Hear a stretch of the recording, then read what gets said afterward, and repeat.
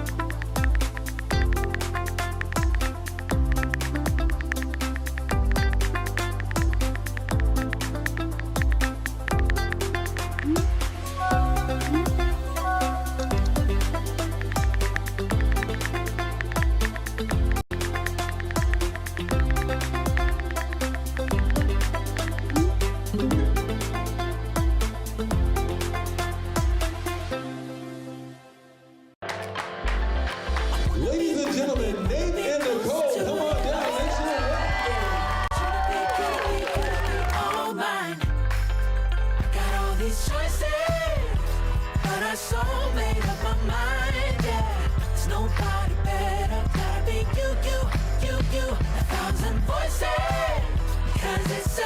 to be alive.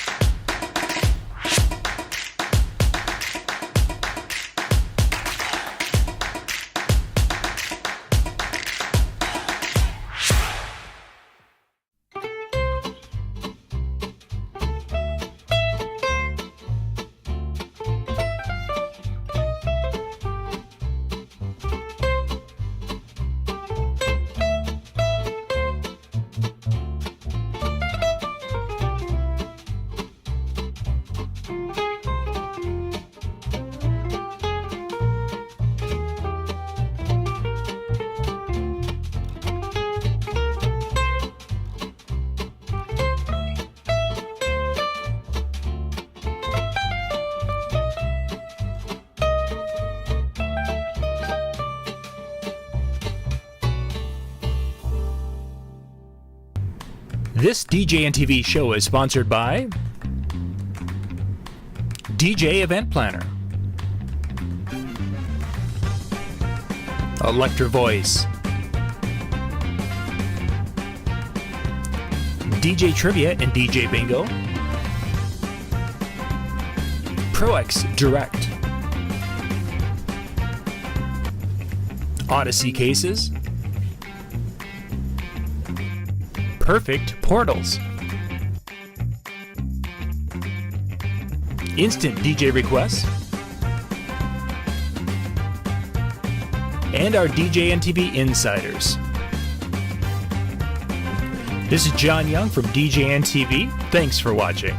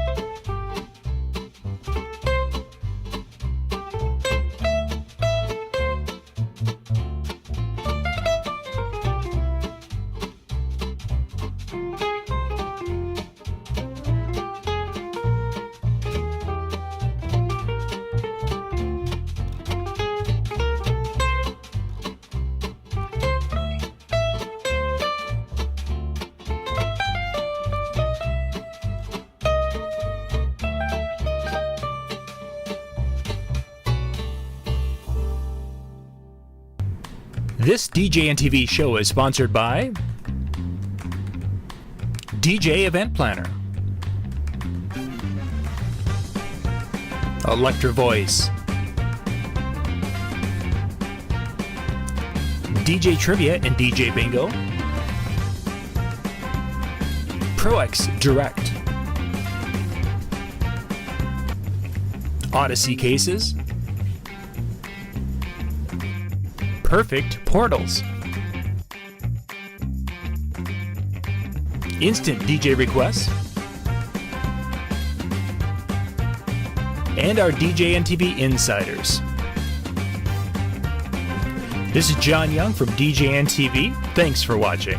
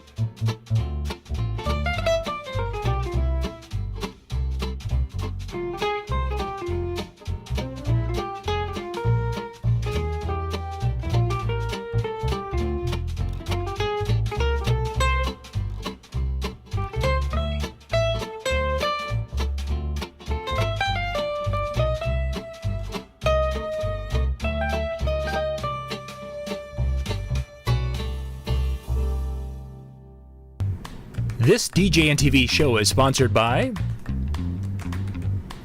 DJ Event Planner, Electra Voice, DJ Trivia and DJ Bingo, ProX Direct, Odyssey Cases, Perfect Portals, Instant DJ Requests, and our DJNTV Insiders. This is John Young from DJNTV. Thanks for watching.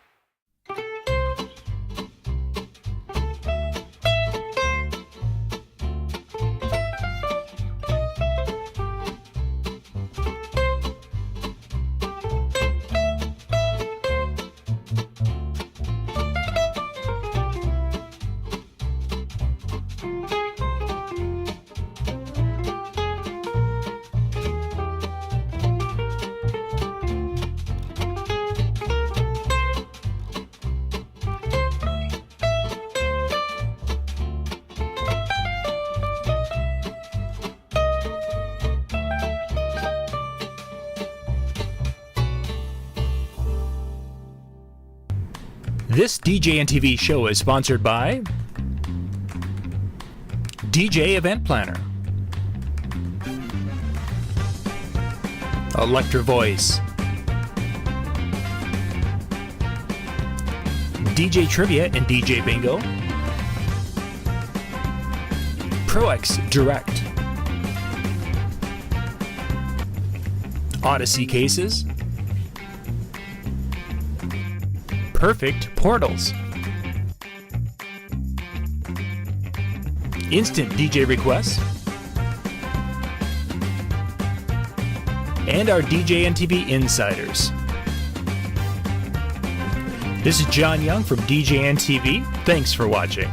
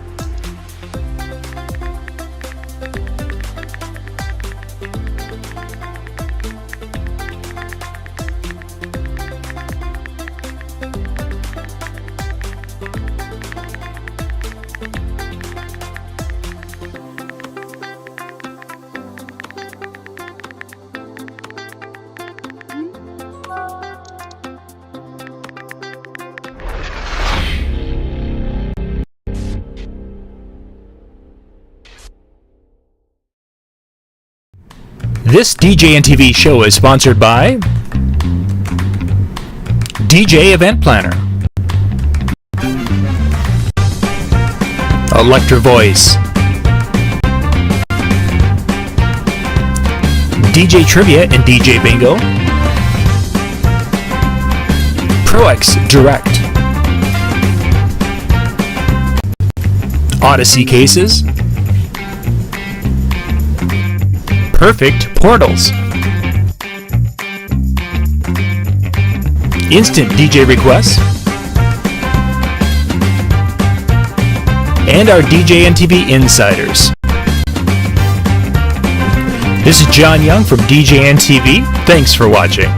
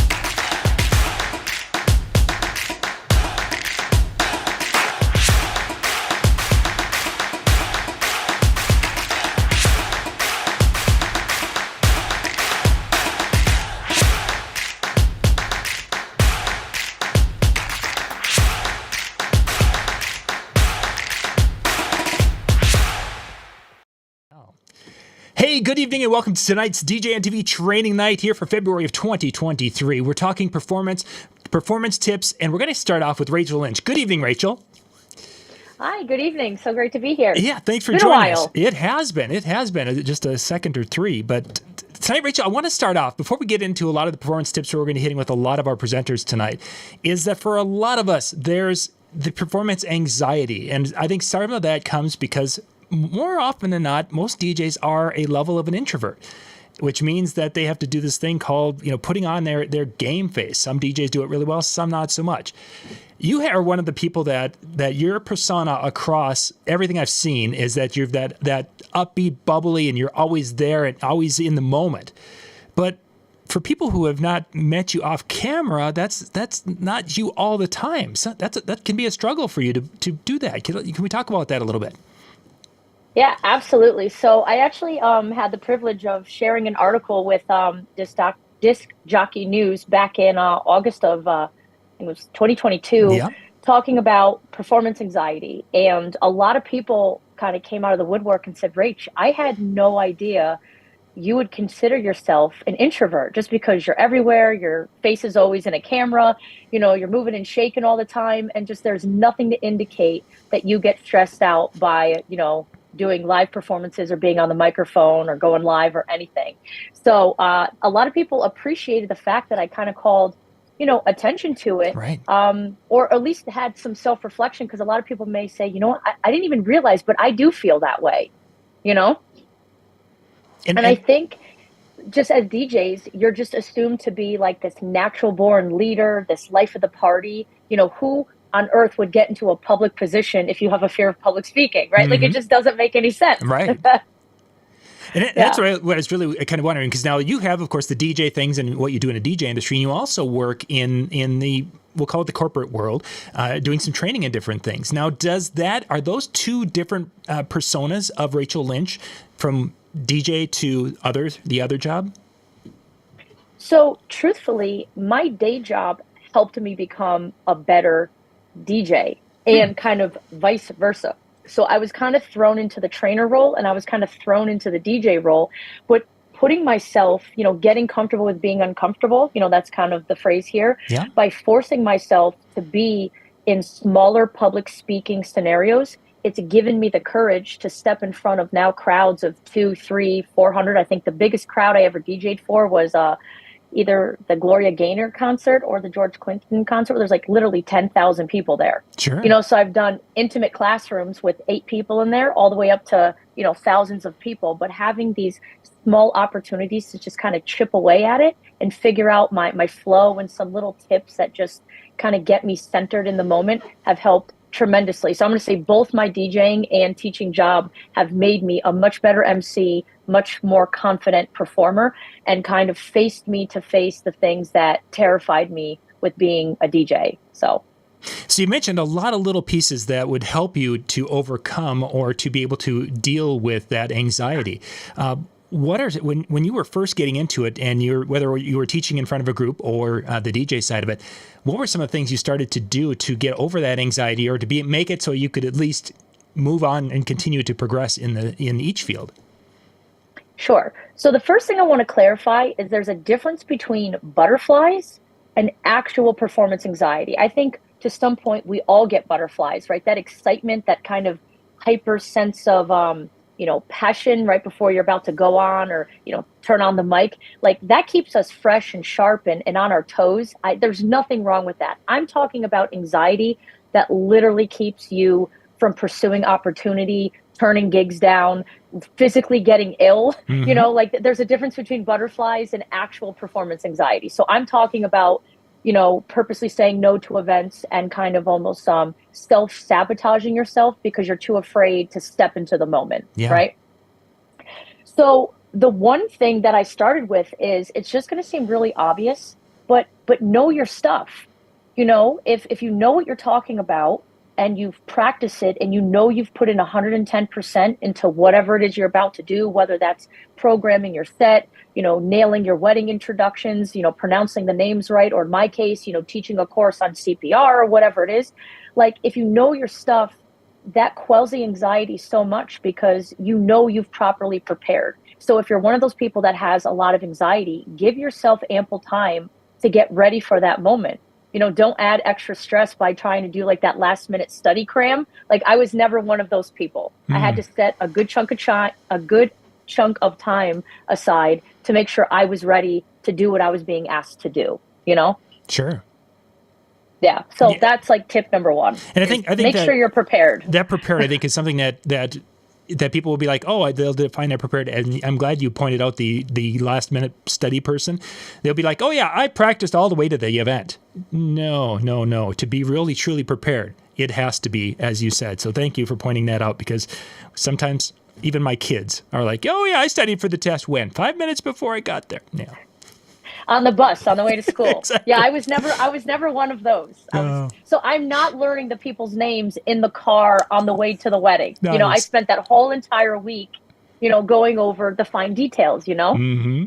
And there's apps, there's technology, there's things in place to help keep you organized, focused. Like one of the tips I have is when I meet with my clients, I actually have them record their name or their wedding party names on my phone. So I could go back home, hear them pronounce it. So I know when I go to practice it, I got it nailed. And that gives me more confidence when it comes to wedding introduction time. I know I got this, so. Great tip. Good tip. So how else is, as you've evolved, I mean, obviously you've got the different tips, but how else have you been able to really be able to squash, I don't want to say that, that's probably, but to be able to contain and deal with that? Because again, you've got a consistent level of enthusiasm that comes through in the camera. So you've progressed a long way from that point of maybe having that anxiety. So another tip is by recording myself over the years, I've been able to kind of go and look back, and I could pick up on my nervous tics, if I have just kind of like a frown face on, if I look nervous, if I'm fidgeting, if I'm using a lot of filler words. I think recording not only your sets, but even if you don't plan on vlogging, I think every DJ should be recording at least some of their grand entrances, because you're so caught up in the moment, you almost don't even know what you said. Sure. You're going through this script or this thing in your head that, how like when you drive a car from work to home and you're like, kind of like, how'd I get here? But you did, and you made it in one piece.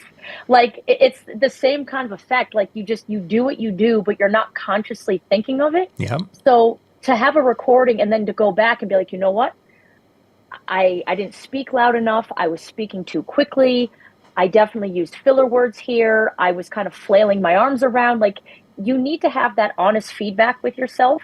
And I know it's uncomfortable to kind of look inward and look at the mirror. People hate the way they sound on camera and stuff, but you just kind of have to suck it up and just be willing to kind of do some self-analysis, or have a friend, a colleague look at it, say, hey, listen, would you mind looking over my, grand entrances for last weekend? Do you have any tips or tricks? There's a ton of Facebook groups. There's your community. There's so many resources of kind, talented people who could kind of help, polish that up for you. So. And I think the idea of it's easy to look at those early things that we've done, whether it's the introductions or those early videos, and just beat ourselves up. And instead of looking at it as this is a progression and I have to start somewhere. Because otherwise, if a person's looking at this and expecting perfection the first time, it doesn't happen. It takes time. And it takes, you pointed out numerous little points that we all have these little quirks, and then you have to work your way through those and get better and better each time. So great idea. Make it conscientious. You're pulling it to the front brain, Mm-hmm. Yep. These are things you think about and you work on a little bit each time. What do you have for next? Another thing that I do, and this might not work for everybody, but we've all heard the, picture them in their underwear, they're naked, or you have like these little things. Speaking now, to a room, personally, that is not me. And that, to me, that's like the worst advice in the world. Like, I know I don't do that, but I do have a thing where I try to remove the all eyes on me. And I explained this in the article that I wrote, that I try to reframe it like I'm speaking to an individual person, like a conversation. And I don't picture a room of 100. I just look at like one person at the table, or like one common set of eyes, and I'm speaking to that person, because I find conversations like what we're having now a lot more comfortable than being like, wow, I have 175 people listening to every single thing I'm doing right now, you know? And if eye contact makes you uncomfortable, you could just look at like the top of their forehead and it still looks like you're looking at them, but you're not like actually making pupil to pupil contact. Mm-hmm. Or you could just stare at the back of the room. Like this is something you kind of have to massage, right? There's no like blueprint to this. But I just try to remove the crowd and treat it more like a natural conversation. And then it allows me to be more me, use my dialect, my tone of voice. Like I don't feel like I have to put on this, showman. You want to be you. And those one-on-one conversations make me feel that I can be and act like that. So that's kind of how I frame it in my brain. Yeah, great tip. And that works in either the wedding performance, speaking up on stage at a DJ convention, or when you're in a small group teaching, is that one-on-one makes it much more natural and enjoyable for people listening. Good tip. We got a few more minutes. What do you have next for us? Gosh, I don't know. Those are kind of the big ones. So excellent. Actually, then know your stuff. Remove the crowd if you have to. Be willing to get uncomfortable. Like just there. And here, I guess here's my last tip. There comes a point where if this is something you want to do, kind of look at your past accolades and you kind of have to have some self-positive talk to yourself and say, they called me for a reason, right? Mm-hmm. There's a reason why they found me. There's a reason why they like me. There's a reason why they said yes to booking me. Like that has to mean something, like obviously there's something there, whether they like you as the person, it was a video they saw you at a different event. Like we kind of have this like negative wiring in our brain, right? Because when we're, back in the caveman days, we had to go waking up, I think Chris D'Amico said this in one of his seminars and it kind of stuck, you open the cave door and it's not, gosh, what a beautiful morning. Let me go grab a cup of coffee. It's, what's about to kill me right now. Like for sure. We're pre-wired to have that kind of hypersensitivity. And I don't want to call it paranoia, but we're not designed to be like comfortable, So we have a lot of self-negative talk and you really have to reprogram that and just say to yourself, hey, they called me, right? So obviously I got to be good at something, So you just have to take that leap of faith. And guess what? If you screw up, whatever. Mm-hmm. I mean, things happen. You can't beat yourself up over the head for everything. There's a way to handle errors with candor and grace. And I think doing that goes a long way, So we've all made mistakes, including myself. Oh, yep, definitely. That's part of living, part of life is to make those mistakes. Yes. When you have gone back and you've watched some of your videos from the past, whether it was a DJ performance, or even some of the videos that you've done throughout the industry. And if you guys don't know Rachel, go out, find her out on social media, Facebook, Rachel Lynch on Facebook. She also has that article link there on her Facebook page. You can check that out. But when you go back and look at things, how much is it of a struggle for you to go and look at those and not just beat yourself up as that negative talk you were talking about? And how do you look at something like that and not become your worst critic? So it's funny you say this because, a long time ago, I was thinking about deleting like my older videos that just don't show my best work or my best self. And I kind of had this little internal, battle with myself and dialogue. And I said, you know what, though? I'm not being authentic to myself if I'm removing the journey that I took. And I think the people who like the content and the clients who really value me as a person, I think they would appreciate seeing that journey. So they know why they're paying and getting what they're getting now versus what it was, 10 years ago when I started. And when I have a tough day in kind of that self-negative talk, man, this is where reviews come in clutch. If I have a gig that I don't think that I nailed, I'll go to my Google reviews or Facebook reviews and I'll read, what I done right. And it kind of reinstills that fire. Like, wow, like, look what I did for this person, So my reviews are very special to me. Or like the cards you get, like I have a whole stack of cards right up behind my desk. Like a diary, like you just kind of filter through them and you just get that refreshed sense of appreciation, I don't know. That's how I kind of combat it. Yeah, no, that's a great idea. I've never thought about going it from that way. My version is, and it's ironic, I was actually looking at some of the old videos and thought about that exact same thing today about, gosh, I should just take these down. That was so painful and bad. We're talking, 10, 12 years ago and starting out. And yet I came up with the same idea. It's like, it's a progression. It's a process. No one was perfect the first time they did whatever it was. And it's growing and you've gotten better. You still make mistakes, a lot of mistakes, no question about it, but you're much better than you were 2 years ago, 5 years ago, 10 years ago, and in whatever you're doing. Excellent. Yeah.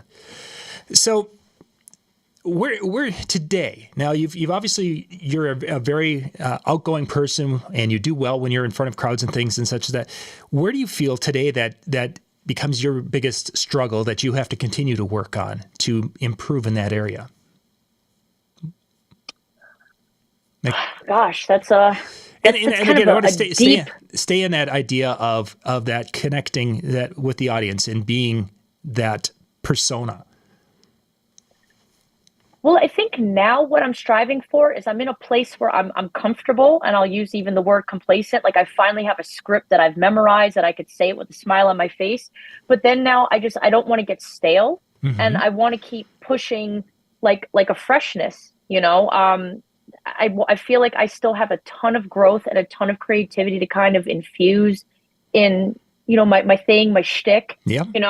For the first time last year, I did the table dash, where the couple plays one song and they have to run around. I never did one of those in my entire life. So what I did was I practiced it at home. I wrote like an emergency script. So in case I panicked and froze and had no idea what to say, I had something in front of me, but I really just tried to wing it. I recorded it. I kind of finessed how I did. And now I'm going to start infusing that more into my recommendations with my couples. When you're afraid, you don't find opportunities to grow. But now that I feel more confident to do that as their entertainer, as their event host, now I feel comfortable saying, hey, I have a great idea of something that's really fun.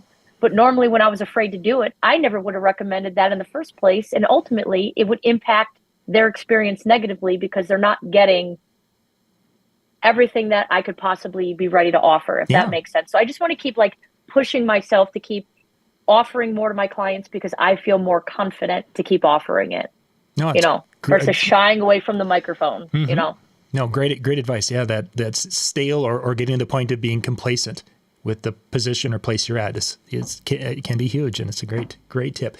Rachel, our time is up, but I want to thank you for jumping in and kicking the night off here with our DJNTV show, and we'll be back in just a couple of minutes with Mr. Jim Cerone.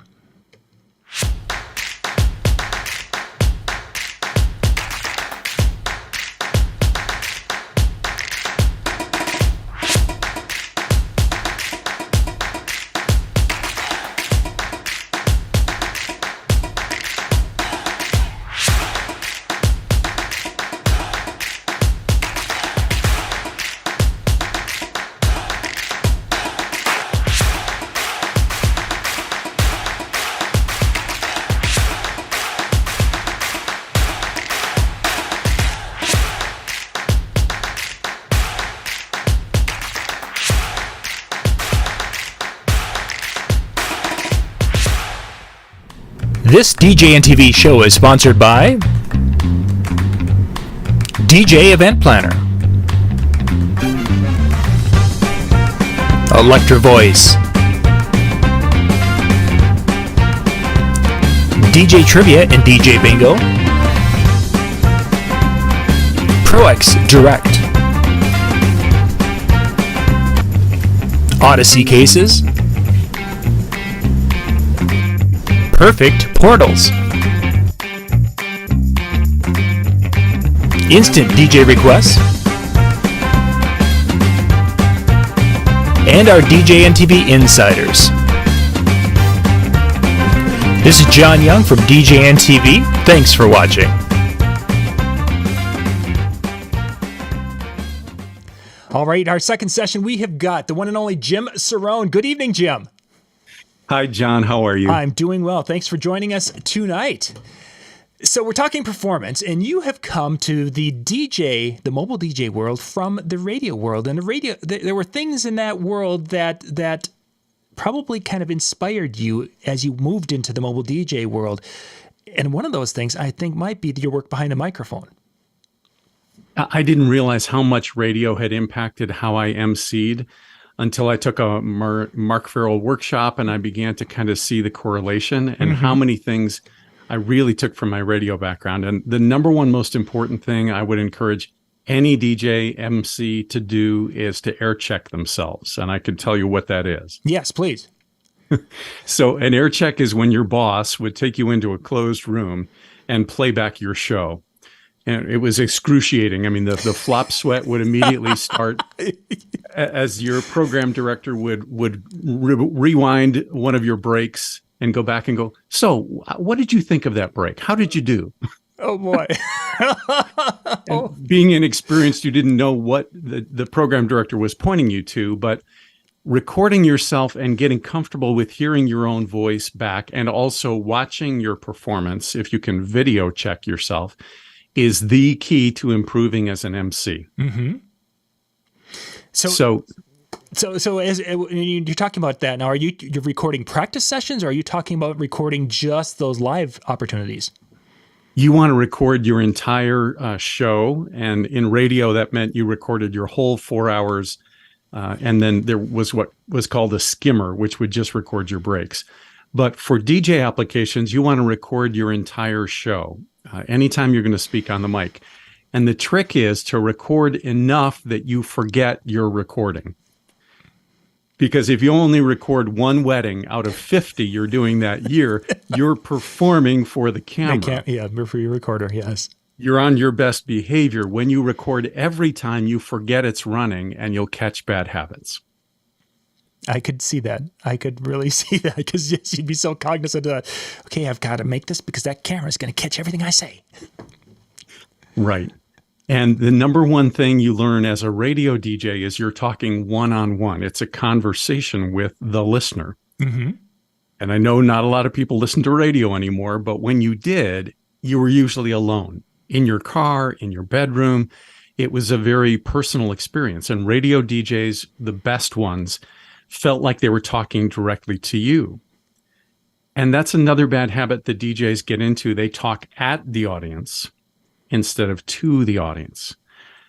People are kind of amazed when they come to see a wedding. I've had some people in Indianapolis come shadow me, and they're surprised that I'm not bigger, that I don't shout, that I don't project more. It's because I'm having a one-on-one conversation with each individual person in the audience. That's an interesting. I mean, we've obviously talked about the talking instead of at them, but that using just the volume makes a difference. So I have a Perfect Host Part 3 where I talk all about these little tips and tidbits. And you would think as DJs, we know that this carries our voice. We don't need to shout. We don't need to get louder because this is projecting our voice through our speakers. But I hear DJs over and over and over again shout. And what happens when you're shouted at? Usually that means you're in trouble, that something bad has happened. The audience doesn't want to feel bad. They want to feel like they're having a conversation with you. And so making eye contact around the room and constantly shifting your focus, but using the microphone to project your voice instead of you projecting your voice is a real key that I took from radio to emceeing. So Jim, in a situation where you're going to be introducing the wedding party and you're building up towards the couple, as an example, at the end of the wedding party, how would you be able to show that level of excitement without amping up the voice a little bit? Or are there times where it is appropriate, do you feel? I loved how you said amp up the level, John, because if you start here, you have nowhere to go.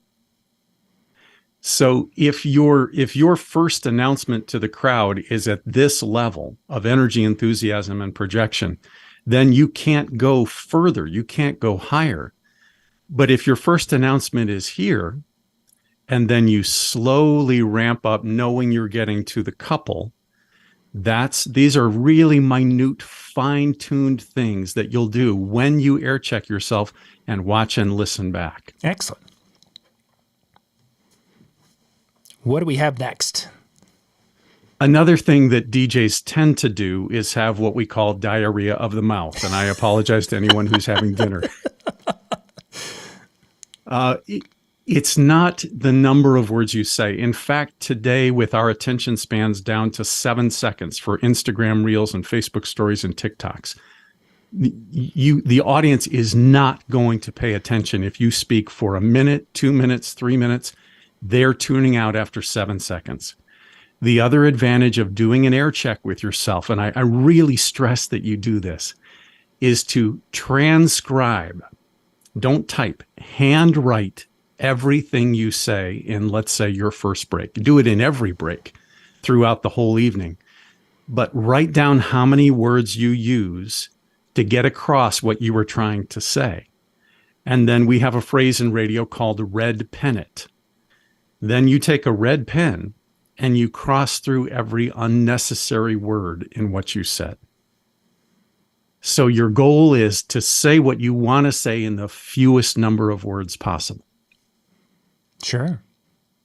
And in radio, we were often talking over a song. It's called hitting the post or walking up the post. Some songs only had 7 seconds. And if you had to promote a station contest, you had to really boil it down into how you were going to fit that into 7 seconds. That still translates today when you're being an MC because attention spans are so short. Mm-hmm. So if you're not good at doing that on the fly, then you may want to script yourself. You may want to write these things out. I've gotten to the point where I can kind of see what I'm going to say in my mind, and I can throw this word out and I can take this word out. And if you do it enough times where you're constantly air checking yourself and listening and watching back, you'll find the words that you can do without. Not just filler phrases like at this time, but how can you say what you need to say in a very condensed way? That reminds me of a question, Jim. I don't know if you want to take it now or Of course, sure. So the times when you're at an event and you mess up, you've used words that you're thinking, oh, I could have said that so much cleaner, or I made a mistake of some sort in what I'm delivering. We, as we've talked about, it can be our worst critics. And when you've done something like that and you know that it wasn't what you wanted, how do you put that behind you and continue on and finish without letting that be that little thing that just is a nuisance for you in the back of your mind the rest of the night?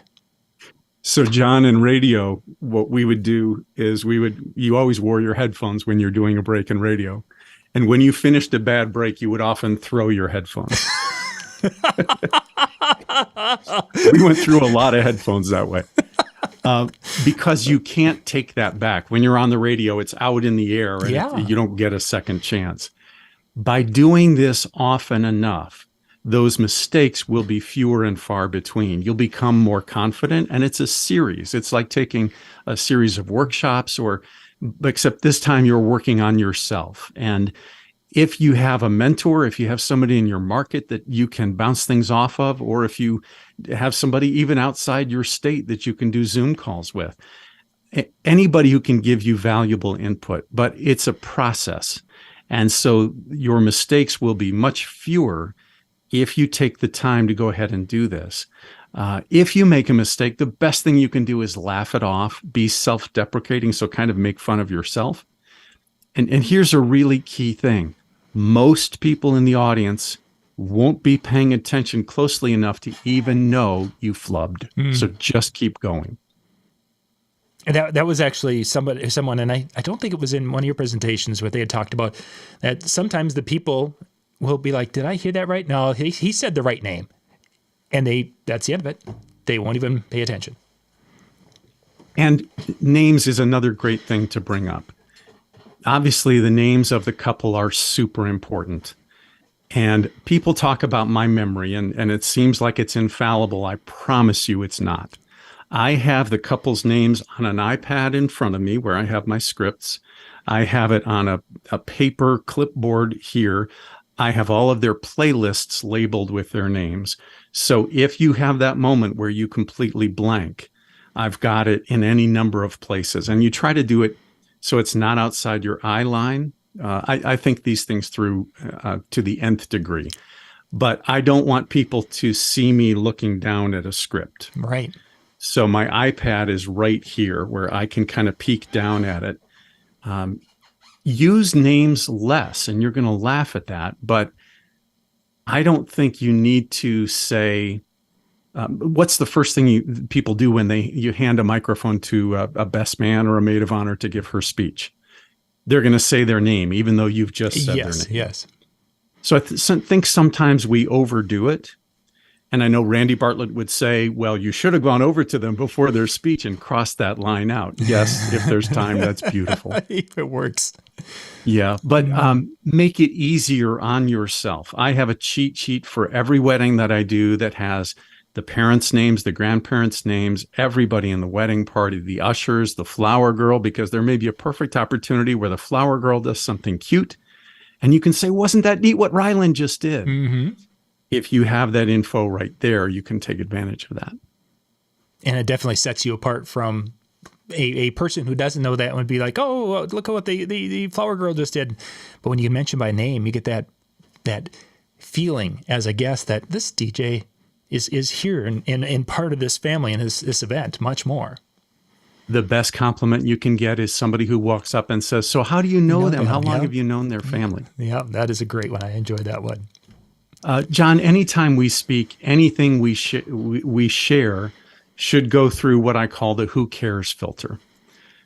If what you're about to say does not impact the majority of the people in the room, don't say it. People ask me this about, somebody's car in the garage has their lights on, and it's your fault if you don't make that announcement.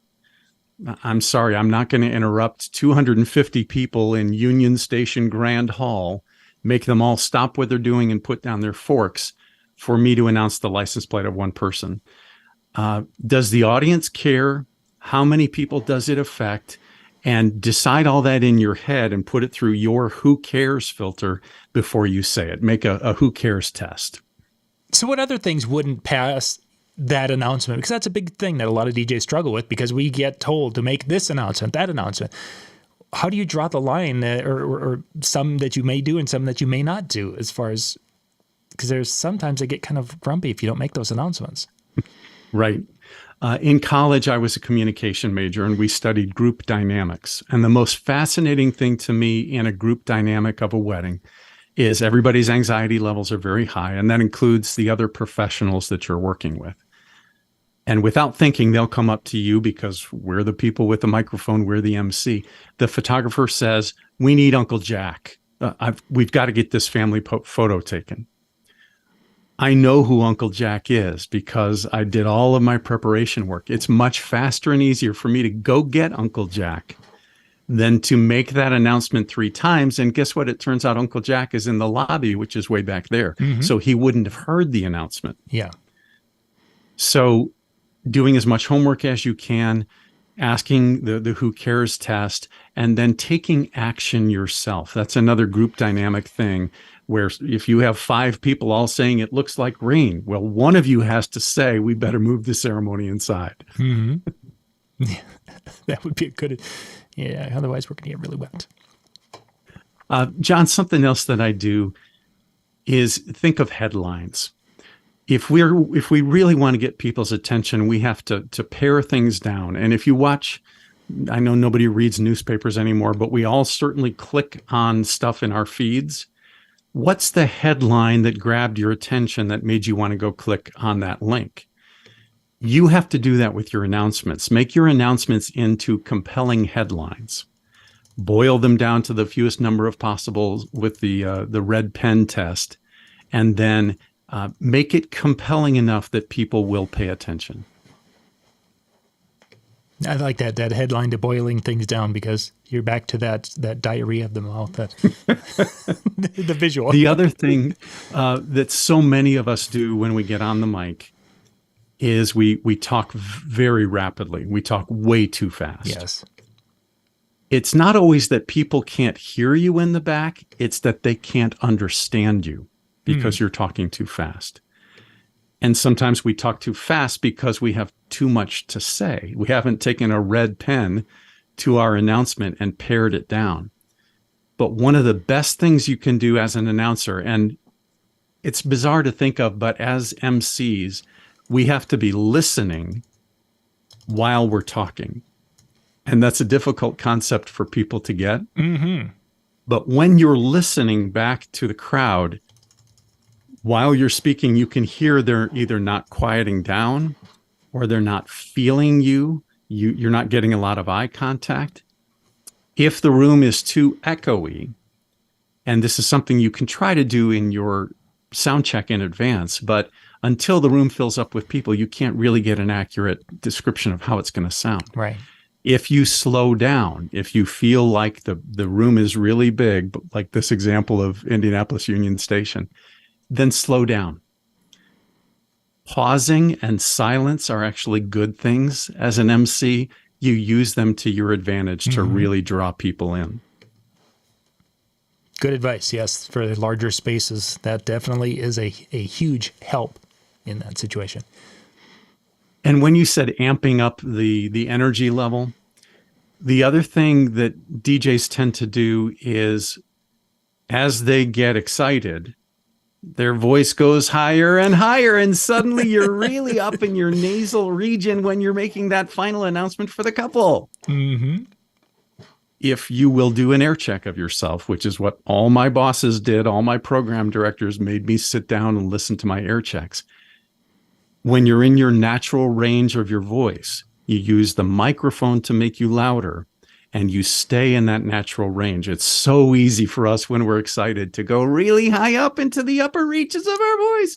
And then two things happen. Your voice gets really constricted, and there's a chance your voice will crack. Yes. And nobody wants that. Yeah. Not as a over 18-year-old male. Jim, we've got about 2 minutes left here. So what do you have for us? I think that if you will command attention once, don't repeat announcements. Wait until you have the audience's attention. You'll get the audience's attention if you value their time by not wasting it by talking too much about things that they don't care about. Use the microphone to make your voice loud. Keep your voice in your lower range. Slow down just a little bit and do air checks on yourself all the time. You will really improve as an MC. Good advice and good tips for those who are getting into it. You mentioned, of course, that you have the Perfect Host series and such. Are those out somewhere where if someone wanted to see those, or how? I don't remember if you had those out there available online.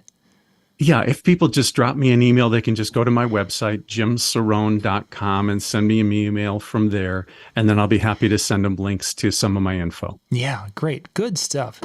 Jim, thank you much for being on tonight for our training tonight, and we're going to be bouncing here. We'll be back in just a couple of minutes. I think I've got Thomas Heath coming up next.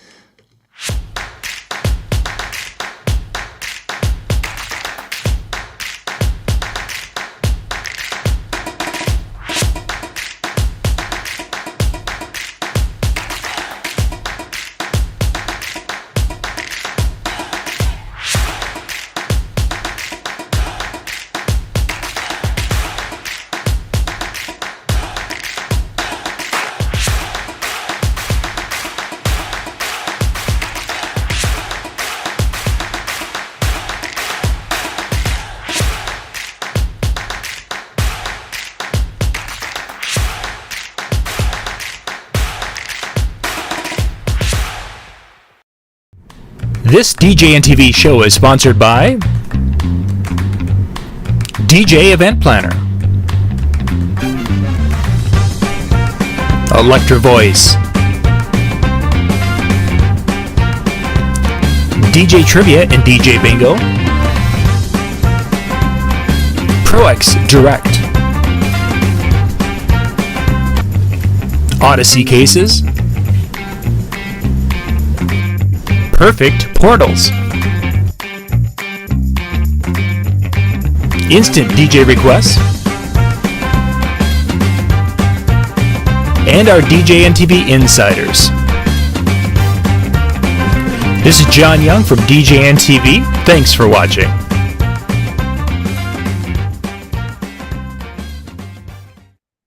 everybody? DJ Thomas Heath here with A Plus Entertains, and I've got 5 tips. 5 tips. 5 tips on a better vocal performance at your events. Tip number 1, find a mic that you like. What that means is every mic is different. Some mics make you sound better than others do. And, not all mics are created equally, and especially with things like wireless microphones and different brands. I used to be very, very, very, very brand loyal to Shure until I got an EV-RE3 wireless microphone. And now that is all I use as far as wireless microphones go. My wired microphone is a Shure Series 55SH Series 2, the Elvis microphone. Not only is that microphone a showpiece, it also really makes your voice sound different. I promise. I've recorded both, and these 2 microphones are great for my voice. They might not be perfect for yours, but they are terrific for my voice. Number 2, script what you're going to say. Now, I don't mean grab, type everything out and then hold up your iPad or your tablet or your paper or your clipboard. Please don't use a clipboard. And read off for the next dance. It is the father and daughter dance. Please. No. What I'm saying is, write down what you believe you say for each of these introductions, for your open, for your toasts, for your wedding party introductions, for your close, for your cake cutting, all of those things. Write those down. Then record them. Record you saying them like you were at an event. Don't do it at an event. Definitely record yourself at an event. That's like 2.5. But make sure that you record them and listen to them and ask yourself, do I believe that? If you don't believe that, rewrite it. Record it again. Listen to it and ask yourself again, do I believe that? Until you do, if you don't believe it, nobody else is going to believe it. It's just going to come off as fake. So if you're not connecting with the people that are in front of you, they're going to just start tuning you out. Speaking of tuning you out, tip number 3, be succinct. That means keep it short. Only talk when you need to. Only talk when you are informing people of what's going on. You're a master of ceremonies. Your job is to inform, guide, and direct all of the people at a wedding reception or at a corporate event. That's your job. Number 1, that's your job as a master of ceremonies. But keeping it succinct doesn't turn you into a TikTok video or a drinking game or both. How many times are you going to say, ladies and gentlemen? Oh, he said, ladies and gentlemen, again, everybody drank. He said, all right, again, everybody drank. Make sure that when you are talking, it's connecting with the people in front of you. The more talking that you do, the more you have to try to connect with people. If you're just talking to talk, you probably shouldn't be. Number 4, somebody that's going to help you a lot with this, get a coach. It's easy. But nobody does it. Not nobody. Rarely do DJs get coaches on how to talk on a microphone or how to talk in front of people, how to connect with a bunch of people. What are the steps in connecting with someone? What are the steps in an introduction? What are the steps in an opening? If you don't know that there are different steps to this, you definitely need to get a coach. And all cards on the table. I firmly believe that to be a wedding or event DJ, you should be forced to or required to take a bronze Master of Ceremonies workshop with Mark Farrell. I said it. I don't care. That's my belief. That one thing, that one workshop changed everything that I did as a master of ceremonies. It changed everything that I did as a DJ. Because if you connect with people on that level, on a personal level, on an emotional level, when you play something, you're asking them a favor and they will reciprocate. When they ask you something, you give them what they asked for. You have a connection with them and they trust you. If you open the microphone and the first thing that you say is not connecting with them and telling them who you are, why you're there, why they're there, and that you're excited as hell to be there without yelling, they're not going to believe you. And they're just going to think, oh no, it's another DJ. Here we go. Here come the ladies and gentlemen. Here come the all rights. Get a coach. And if $1,500, may seem like a lot of money. But trust and believe that it's well worth it. It's worth the time. It's worth the money. It's worth all of it. There are other coaches out there too. Reach out to me and I'll get you a list of those people. And number 5, I said it was quick. And here's the secret sauce. If you want to have an amazing vocal performance at your events, stay hydrated. Yep. Drink water or Gatorade. I do both. But I drink these things the day before. I actually drink more than that, but drinking stuff that day it might cover it up a little bit, but your vocal cords need water. That is their lifeblood. That is the oil to their engine. That is what keeps everything moving and keeps it flexible. And you know what it's like if you haven't done a wedding in a while. And you get on the microphone, that first wedding, man, at the end of the night, your voice is wrecked. It's not wrecked. It's dry. And it's dry because you didn't hydrate. And you didn't hydrate enough days before your event. So stay hydrated. Drink water. Hey, drink water every day. It's good for you. But especially if you're going to be having a wedding or an event, make sure that you hydrate at least, start drinking a little more water 2 days prior, a little more water than that the day before. That day, try to cut down on the amount of coffee you have. Caffeine's not great for your vocal cords either. Bummer. I know. That means no coffee, no Coke, none of that stuff. No Monster Energies, none of that. It's bad for your voice. It's just bad for your voice. It also creates mouth noises, and you'll hear that kind of stuff on the microphone too. So my 5 tips. Number 1, find a mic that makes you sound amazing. They're not all created equal. Number 2, script what you're going to say and rewrite those scripts until you believe it. If it sounds rote, it is. If it sounds fake, it is. Number 3, be succinct. Keep it short. Every time you open the microphone, it should be meaningful.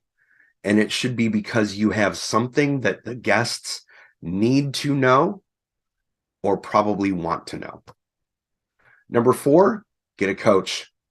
If you or your team are looking for a coach, reach out to me, info at A+ Entertains, or hit me up on Facebook, and I can get you in touch with people, including myself. Number 5, stay hydrated. Drink your water when you're supposed to, because you know you're supposed to, and it helps your voice immensely. My name is DJ Thomas Heath. Thank you all so much. John, back to you.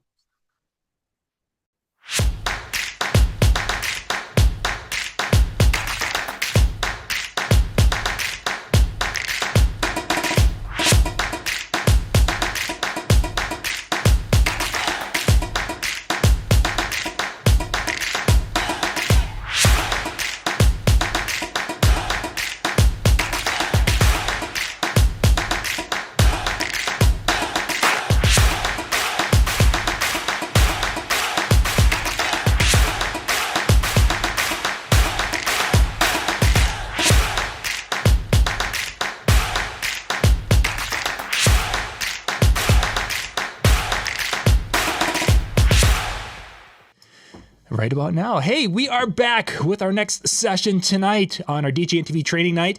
Up next, we've got Stephanie Rivkin. Stephanie, good evening. Good evening. Hi, everybody. Thanks for being with us tonight. So, thanks for the invitation. So we're gonna hit a few different areas tonight and kind of give a little bit of some performance tips on things that really have worked for you in these different areas. And let's kind of jump through these because we got a few minutes here together. Let's kind of start in like Jim Cerone. We just came out of talking MC, the MC world. What's your kind of thoughts and tips when you're dealing with the MC side of our performances? So I come from the karaoke world, and I mean, I went from really, really shy girl to just like, I feel like I've mastered the mic, and not like I'm perfect in any way, but I just feel like with 14 years of experience, I mean, you get everything thrown at you in the bar scenario and karaoke nights.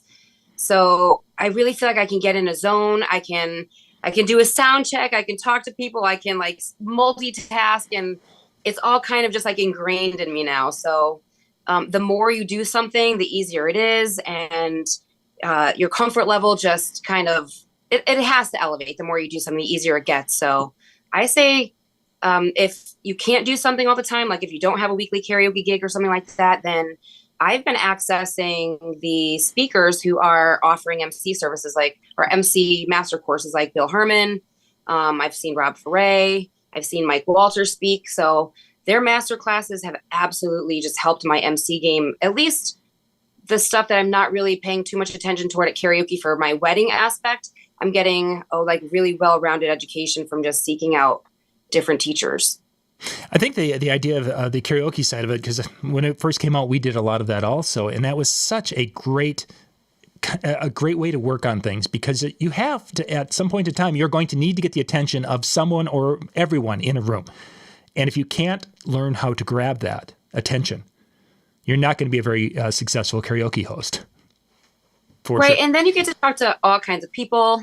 So you have all the different scenarios. You're constantly, troubleshooting and multitasking. And, there's all kinds of scenarios where I'm glad it happened at a karaoke night as opposed to at a wedding where, you have a drunk guest say something that makes you maybe get a little bit out of character, not really respond the way you should, maybe professionally because it's karaoke night. But I feel like the more I'm in that scene, as much as sometimes, gets monotonous and sometimes it's a drag, there's other times it's a lot of fun and it's a great time to practice, working on your MC skills. Right. So I make the most of it every Sunday. Every time I go to karaoke, I try new things or I say things a little bit different. It gives me a chance to rework the way I'm talking to the audience. I heard Jim Cerone say, people talk too fast.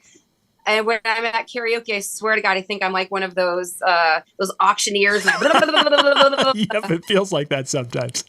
It does, but I feel like it's kind of part of my shtick. Like I get it over with as soon as possible, then get everybody to the stage. And, sometimes I talk slow, sometimes I talk fast. Sometimes it's great to just get out there and work it out, figure out where you stand and how you want to do things. So having a conversation about this actual skill that we developed in the way we did it is we were in the field. We were out there doing shows and such and having that.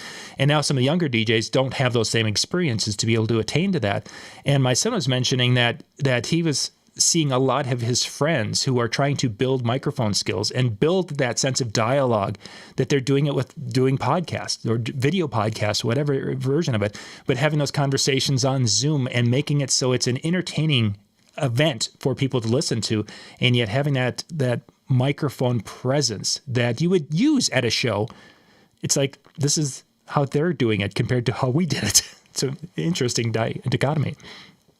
Well, honestly, I think one of the biggest things I've learned was I took a voiceover class, and that was one of the hardest things I've ever done. And I honestly went into that thinking, I've got this. Like, this can be one of the easiest things I've ever done.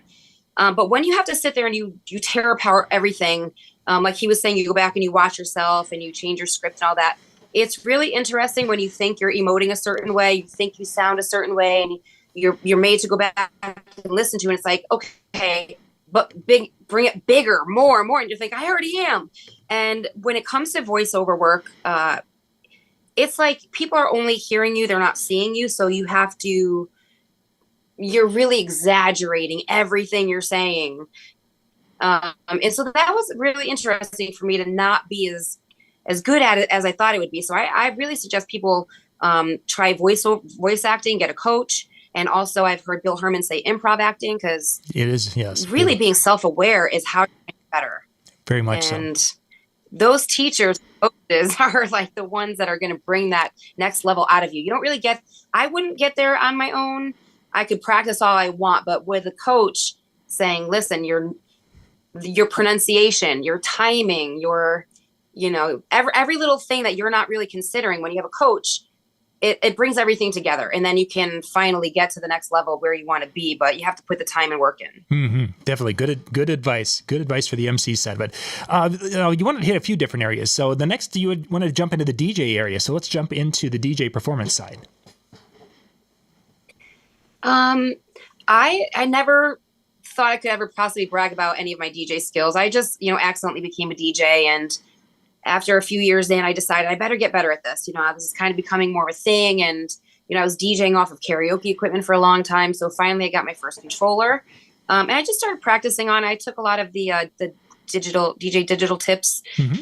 I watched some of the virtual DJ courses. I was learning slowly but surely enough to just get by. Okay. And then last year with the DJ takeover, I had submitted, I don't know what the hell made me want to do it, play in front of my peers. Literally one of the most terrifying things you could possibly put yourself through. But I felt extremely confident because I invested in some time with the Evolve DJs course, and that's with Brandon Ragoza, some of the Crate Hackers guys. And just through some of his courses alone, I was able to confidently step on a stage in front of my peers and not get torn apart when I stepped off the stage. Sure. I feel extremely confident that every DJ can learn things that they don't already know. Even I didn't know there were things I didn't know. Mm-hmm. I mean, I know I didn't know what I was really doing, but I want to learn how to scratch. I know that's part of the class or the course. So I just feel like whatever it is, if you need to get out there and find a mentor or a sensei or, some kind of online course, I just feel like being the best version of a DJ that you can be every time you put yourself out there at these gigs. And the same thing with the MCing, they go together. The best MC you could be, the best DJ you could be together elevates the whole experience. I think you made a great statement in there that people need to really grasp if they don't. The whole idea is that you didn't know what you didn't know. That there's so many little nuances to what we do, and we think that we've done it. I can play music. That I'm a great DJ because everyone says I am, and yet there are so many aspects of it that because we don't play in that world that some of these DJs who have their educational courses put together. I don't do those types of events. I don't do events at that level, so I have no idea when they're talking about some of those things of what even those are, much less if I could do them and replicate them in my own performance type of a situation. I didn't know those existed. I didn't know how much I didn't know. Is a big part of it. Exactly. I mean, I thought it was really exciting to take opportunities to learn new programs. So when I went out there and I did Vegas, I was able to play on a Rain 1, and then when back out again, I just played 7. I use virtual DJ. So I'm learning like a program, and I'm trying to get a controller on hand and learn. So if the experience means, hey, you need to learn a new program, I'm going to take the time to learn it, because what good does it keep me to stay in my comfort zone? I don't want to be scared of anything. I want to play on any controller, anywhere, anytime, and just show up and do my thing and just feel confident in what I'm doing because I put in some time and some work. And I think it's interesting. We've gone through 2 different areas here, and a big kind of a theme is the continuing to be a learner, to continue your education has become a big part of your success in your business. Absolutely. And I think you have to have the desire to want to get better and the desire to learn at home. And I mean, I can't tell you how many hours I sat at home just like watching webinars and, teaching myself things and reaching out to people and asking them to help me when I get stuck. And, I think a lot of what we do is, we go out there and we do these things, but a lot of the work has to be done behind the scenes to really be good at it when we get there and do it. We have to, obviously build our library, know our programs, but, get some tips and tricks in there too, so that when we get out there, we can kind of make ourselves stand out and maybe our transitions or our word play, just doing things we hadn't thought of doing before until maybe we sat through like Digital Dave's course, Right. And he gives us songs to mash together and ideas. And I really feel like I couldn't say enough good things about how much going to these conferences has just changed my life. Certainly, yeah. So that continuing education and those variety of experiences that you can have when you're face to face with people is truly invaluable. Stephanie, let's continue and on. The inspiration.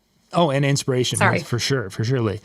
Let's kind of move into an area that I think that is kind of overlooked. You mentioned that you want to talk about people skills a little bit, and I think this is an area that a lot of DJs don't think about. So let's dig into that. So I like to think like my secret sauce when people call me or they ask me, how are you different? And I get that all the time. Like, what makes you different? My background, I think, is what makes me different, because I used to work in hotels and hospitality, and I have like an associate degree, and I worked on yachts, and it's meeting expectations. It's exceeding expectations. It's listening. It's delivering. It's going above and beyond. It's not just DJing. So when people approach you, if you want to keep them as your client, I think there's certain people skills you have to have in order to relate to your customers, to keep them, to bring them back. And not only with your clients, but also other vendors. My greatest gigs coming in right now are from other photographers and some planners. Like, I just talked to a planner this morning. She's got 5 gigs lined up with me for May, and we have to go over everything together. And having people like that trust me with their high-end clients. I just signed like my first NDA. She trusts me. I've been working with her now for 5 years. So building those relationships with those vendors, those photographers, videographers, other people like that are trusted in your area of expertise, so that when people say online, I need a DJ, who do you recommend? Your name can get dropped by, not just your past clients, but vendors. And so one of my, I guess, biggest, proudest moments this year is one of my photographer friends has now just put together a preferred list of DJs. So anybody who hires her now has a list of DJs that she will only work with to do her best work, because together we're able to provide magic moments, which was what my seminar was just about. And we're proud of that. We're proud that together we work so well, we communicate well. And at the end of the day, we think that we're like a dream team, and we want to go back out there. We want to create this for other people. So I suggest highly networking with your vendors. Very important. Sure. And the idea that whether it's with the clients or with the people in a crowd or whatever, is that they talk about you can attract more, more with honey than you can with. So basically being a pleasant person who is someone people want to engage. I think that's a big part of it, where I think we see sometimes where DJs think that they're all that and a slice of bread, and that people, should come and worship. If I'm here to play, they should be coming and worshiping everything I do. I think we can sometimes let that ego get in the way, and it interferes with those relationships. It does. I think sometimes people really are stuck in what they want to do, and they don't want to break out of that. And I've been told sometimes I need to like refine what I do, because sometimes I offer whatever the client wants. Mm-hmm. And I'm not above and beyond doing a shoe game or, whatever they want. I want to deliver that. It's their day. It's not about me. So I think that's an important thing, is like, I might think a song is cheesy, but if that's what they want to hear, I'm going to play it. So I think just being open-minded, talking to your clients. And if it's not your client, absolutely you don't have to take the gig. I think that deciding if something is outside of your realm of comfort, you don't have to take it. So don't say yes to everything. Deliver to who you can deliver best to. And then I think you're golden. I don't really think that, I think if you have the clients that you can relate to the best, you're going to deliver, and then you get your good reviews. It's a win-win. Mm-hmm. Definitely it is. And I think your phrase that you used there, it isn't all about you, that it's about the people we're there to serve. And that's something that's so easy to overlook, but it is so critically important for the success of being in the mobile DJ business. We got a few minutes left here. I wanted to dig into, you mentioned self-care, and this has become a big personal area for myself in the last year and a half as I've been going through different things. It's important. Tell us a little how you have come to that in the realization of the importance of self-care. Well, I think in the last few years, a lot of us have gone through the ringer, I guess you could say.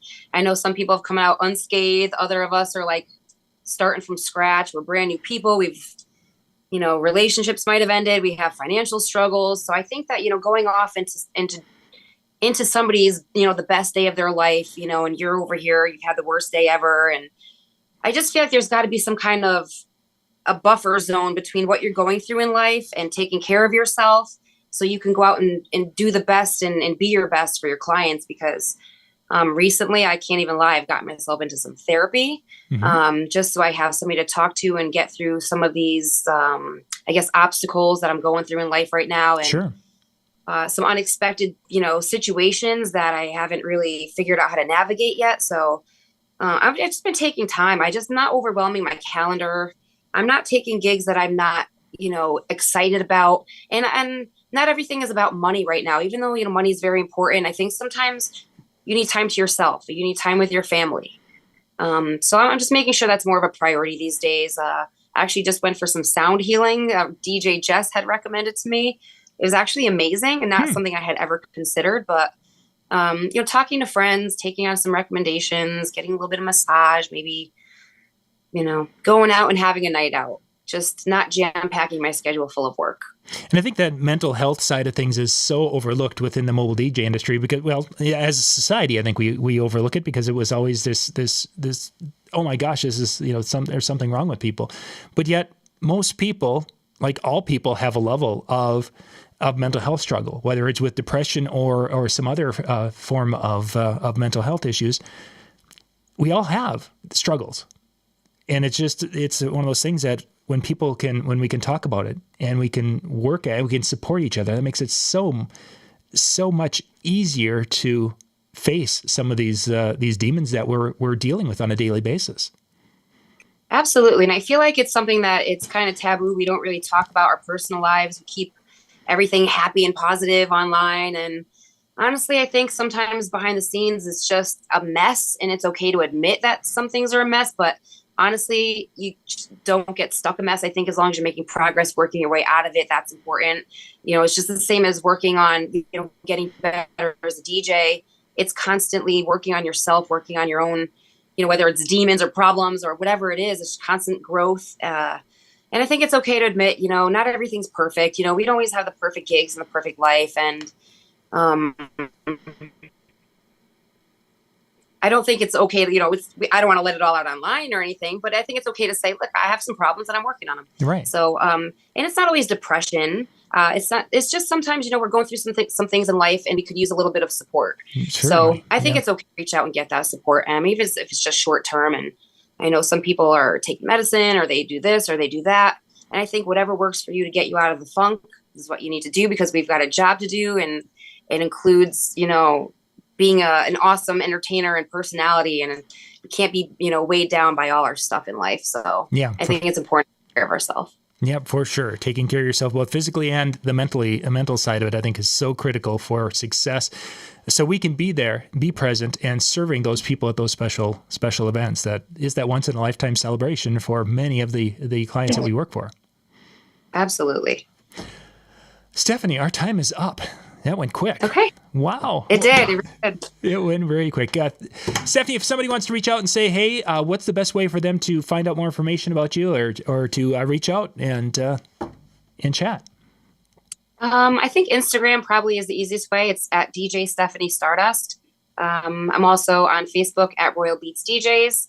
And if messaging, if you want to call me, you can call me. I'm kind of an open book sometimes, 860-836-0140. That sounds great. You guys can go check her out on Instagram. Stephanie, once again, thank you very much for being with us tonight. And we're going to be coming back with Chris Washburn in just a second.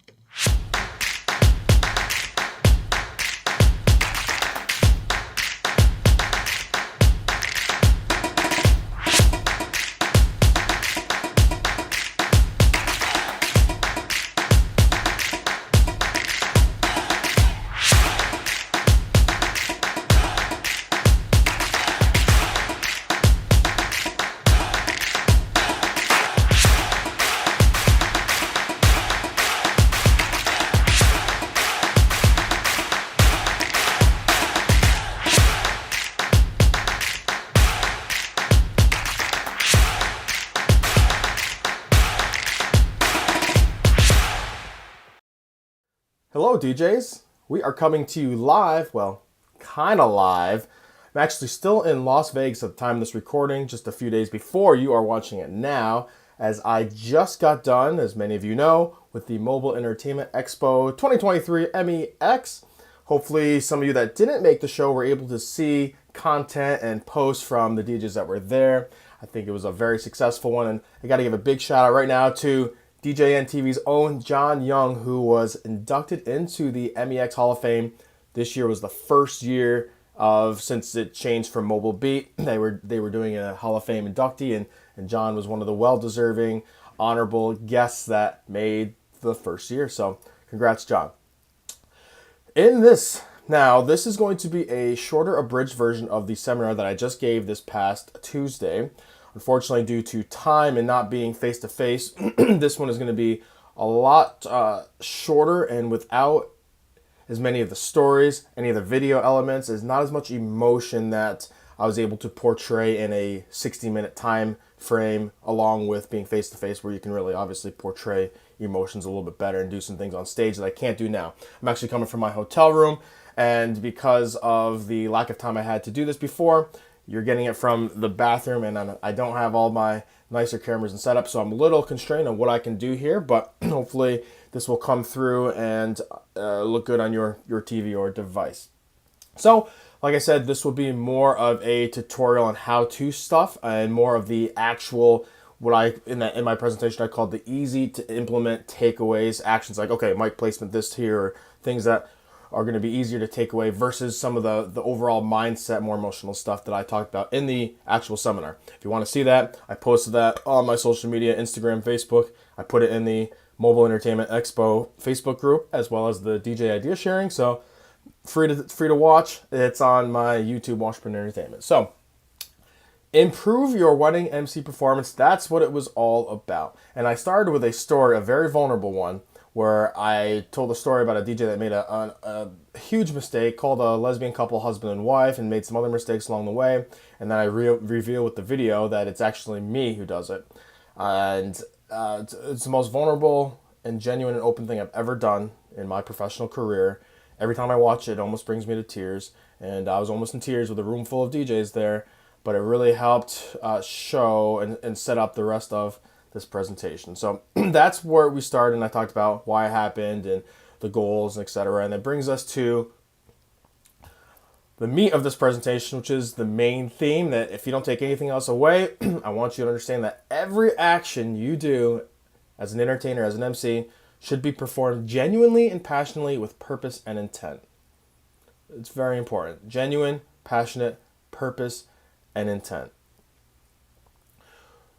Right now, we're going to go over the overall mindset, as well as navigating certain parts of each wedding. Overall mindset, purpose and intent, I just said, right? Understanding your purpose.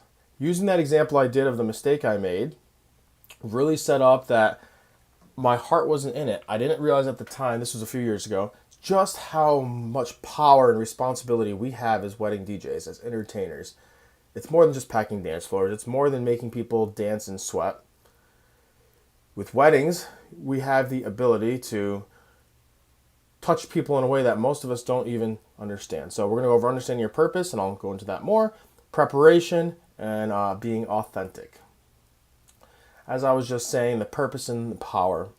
I love this quote, and I reference a lot of things I do and all the things I've said in this seminar and other seminars. I give a lot of credit to Mark and Rebecca Farrell. I actually just got done on Marbecca Gold class yesterday, and as well as Bill Hermann. And I've taken things, of course, from every DJ around, Mike Walter, Joe Bond, the list goes on. Rob Ferre. Bill Hermann says a great quote: "The person with the microphone is the most powerful person in the room." Understanding your power. It's a gift. I just talked about this. My epic story mess up showed me that, wow, I have the power to hurt people in a very, very negative way. In that same regard, we have the power, if we can connect with people on an emotional, real level, in a way that'll just be more than, oh, this is the DJ that packed the dance floor and played great music. It's gratifying. It's a win-win for all. It's going to set you apart. It's going to increase your value. And most of all, it's going to leave an impact on your couples, on their families, in a way beyond most other DJs are even capable of. It's true. I'm willing to bet that every couple that you work with for a wedding, they want their wedding to be memorable. Well, did you know that it's a scientific fact that every human memory is tied to an emotion? So if you want to make things more memorable, it's about bringing out those emotions, enhancing those, which we have the power to do with our words. Excuse me. It's been a long week in Vegas. With our words and with our actions and with our music. Now, not to degrade the value of being able to mix well, being an elite level mixer, packing dance floors, yes, that's all important too. But that does not allow you to connect with humans in a way that being a good MC, hitting that emotional level, using your words, hugging them with your heart, literally, what that allows. Preparation. A lot of this stuff is pretty common knowledge, I would say, pretty self-explanatory, but you got to make sure you take care of yourself, right? A lot of people still don't do this phase, and they think, oh, the more I work, the more money I make, the better. I used to think the same way, and then I realized, well, if I do 3 weddings in a weekend and I can only give 30% on my third one, that's a disservice to them, and I'm better off just being at 110% for every wedding I do and not feeling dragged down, not feeling tired and exhausted and burnt out, and then being able to charge more for those rather than working harder, working more for less money. No, I want to work smarter, not harder, right? Work less, make more money, and just give a much bigger impact. Because if you're putting that product out and you're 100%, that's going to turn into more sustainability, more money, more value, more impact than you doing 3 of them at 30%, right? Mental and emotional strength, can't say enough about that. You have to really put yourself in the mindset and be prepared to understand. I think the first thing is understanding, again, your role, just how much responsibility you have, how much power you have. I took out the goal slide because it was earlier in this presentation, but my goals for this seminar were to, number one, inspire. So you didn't feel the way I felt when I made that big mistake, but also to really drive through that we have so much more power than many people realize, and I've said that like 5 times now already. So certainly, and then of course the cliche goals of we want to make you more money and bring you more joy, more gratitude, etc. So preparation, know your stuff. That goes without being said. Now, how you get to know your stuff, I left that kind of open-ended because there's a lot of different methods and people use, whether it's this program, Google Sheets, this many Zoom calls, this face-to-face. You do what you feel comfortable with that works for you. But yes, there are many ways to do this well, many ways to do it poorly too. But make sure that you have everything prepared, that you know ahead of time, much in advance. That mistake I made was I was overconfident. My ego was in the way. I hadn't prepped for the wedding like I should. I looked at the introduction stuff right before I did that. And again, my heart wasn't in it. My mindset of being prepared and understanding, okay, how do I set myself up for success? Great stories like Kobe Bryant, one of the greatest basketball players in the world ever. First in the gym, last one to leave. Even when he was a superstar, he didn't change that. He didn't take things for granted and say, well, I'm so good now and I've made it to this point that I don't need to prepare as much and my natural talent will just take over. And same thing with acting classes. Meryl Streep, Robert De Niro, Al Pacino, they continue to have coaches. They continue to get coaching and training and work on that. So being prepared, just because you get more success, it actually should make you prepare even more and not less. Authenticity. I think being comfortable in your own skin is the first step towards being authentic. In my full MEX seminar, I really try to convey the emotion, the vulnerability, and that it's okay to embrace your fears and flaws. You have to do that. You have to be at peace with yourself and have the awareness and confidence and understanding that it's okay to have fears, to have flaws. Be comfortable with it. After I gave my seminar, I had so many people come up to me and say, wow, hey, I made that mistake too, or I made a mistake as well, and thank you so much for sharing that, because so many DJs are filled with egos, filled with the macho-ness of, oh, I'm perfect, I don't make mistakes. It's not the way to do it. And so many people could relate and felt comforted and just really enjoyed that I was open enough on stage publicly. And I'm hoping that will continue a trend where other DJs will be, it's okay to talk about that. You see people posting their awesome transitions, posting their amazing mixes, posting their videos that get 1 million likes.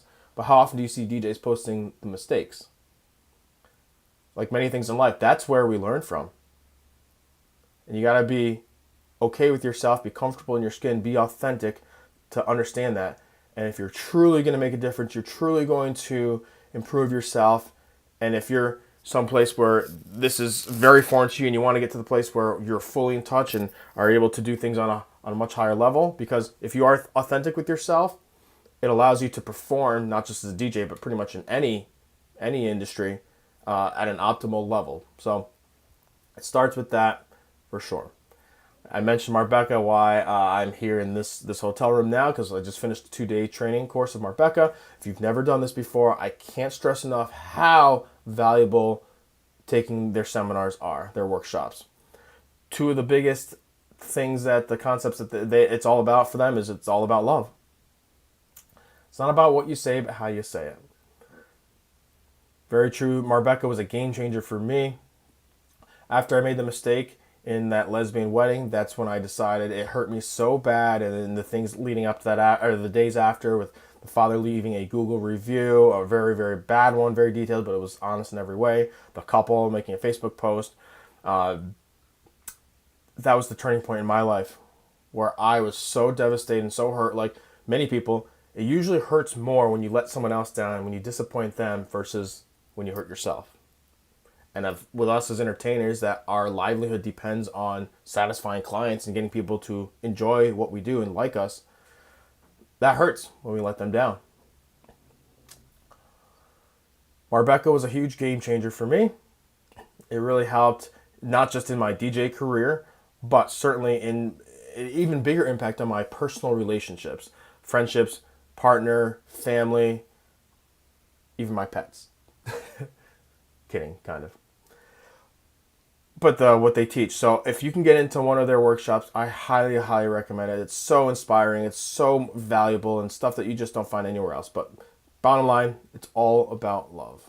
And those of you that are watching that have taken to Marbecca, you know exactly what I'm talking about.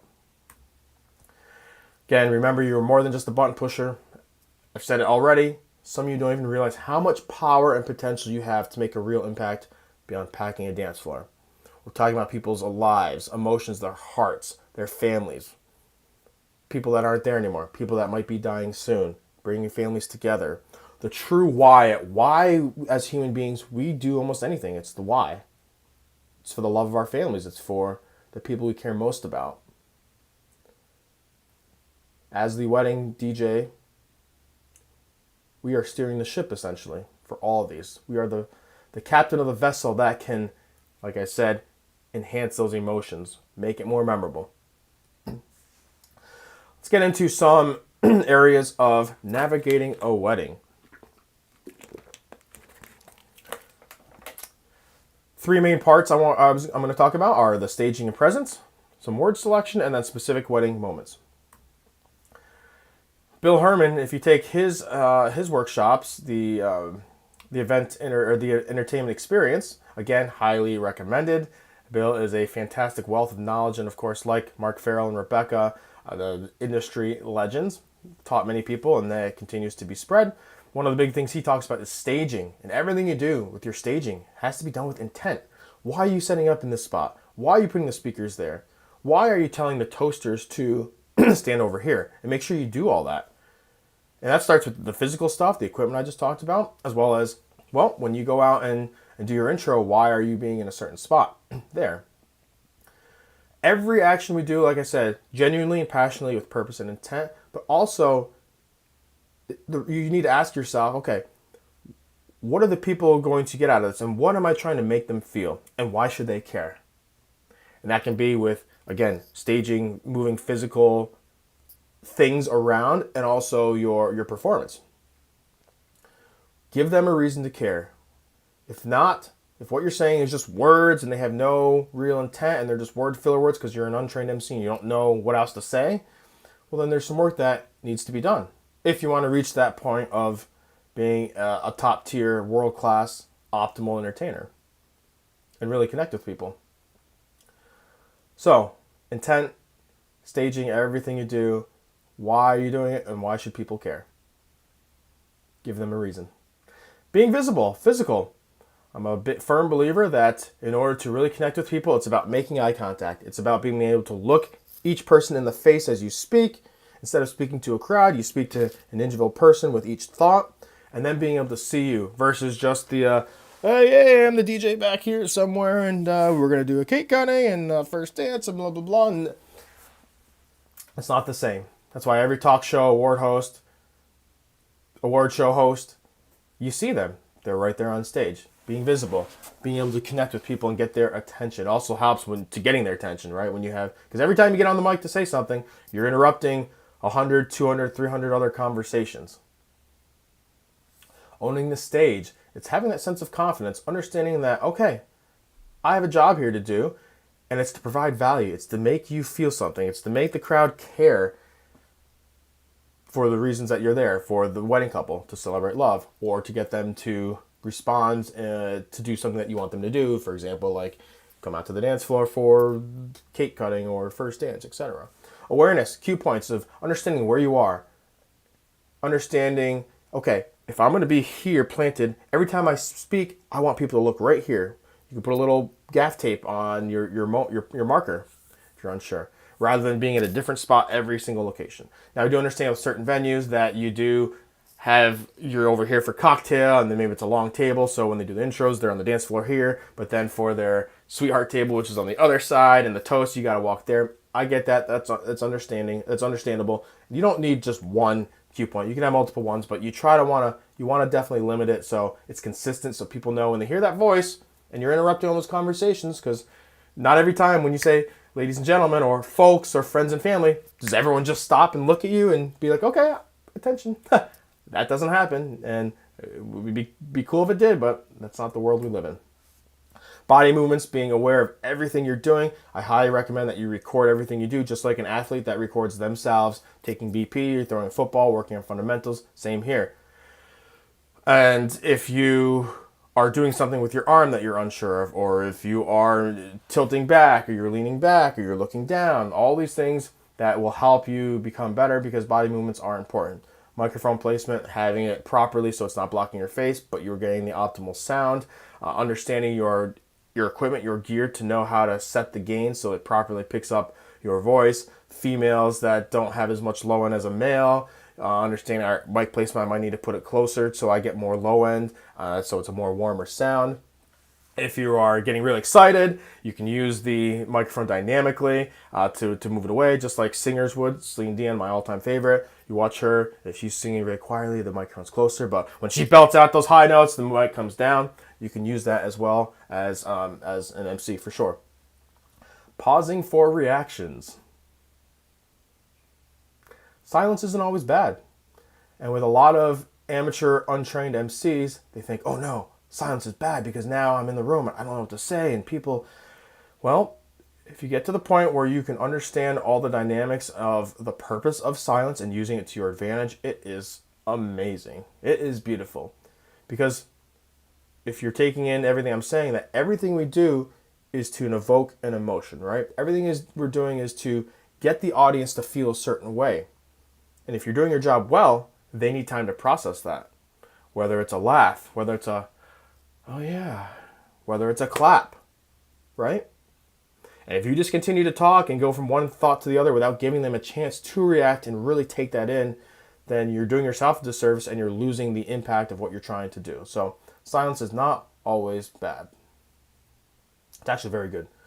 Word selection as an MC. So many DJs, again, untrained ones, are saying, I need you to do this, and I want you to do that, and I want you to do this. People don't want to be told what to do. Don't command. Your job isn't to command, and to most people, you are just a stranger.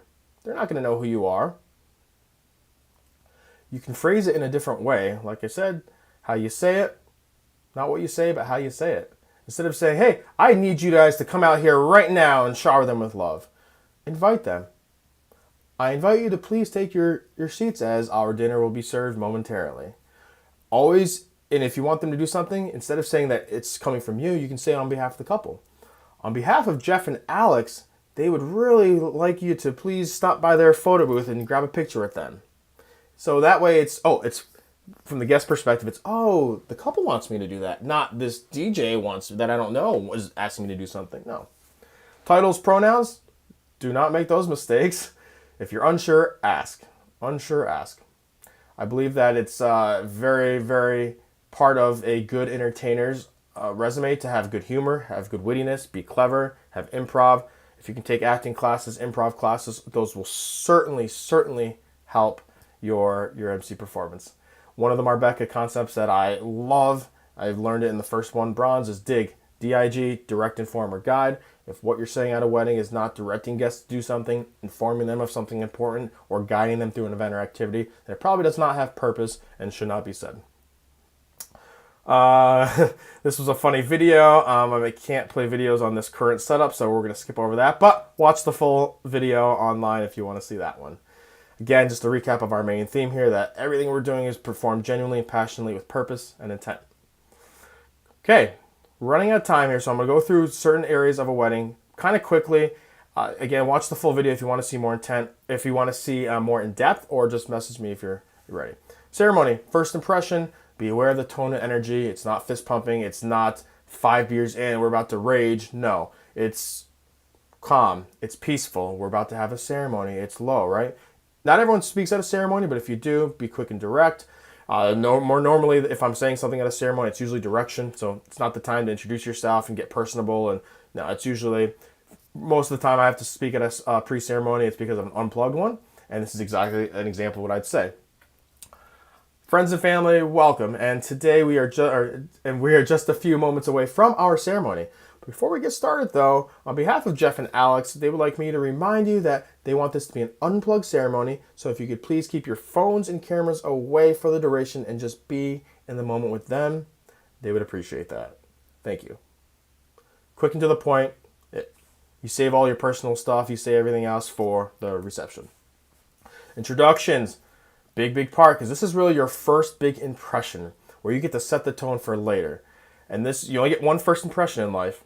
And if you kill this one, you crush this one, it's going to make everything later on, because once they realize that, wow, this person is a professional, I want to hear what they're saying. Ooh, that was good. This is entertaining. And then they're going to be like, oh, this is not what I'm used to with some cheesy, corny, untrained speaker.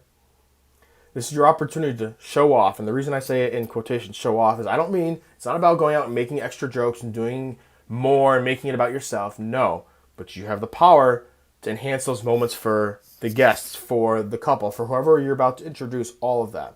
And when I say show off and impress, it's not about doing that extra, but it's about doing the same regular mundane things that are done at every wedding. Do them on such a high level that people can't help but notice, wow, this person is good. Goal. If you are not getting business cards asked for you before dinner, then there's something you can do to improve your performance as an MC. Okay? That's a good way to judge it. And you can't lie to yourself.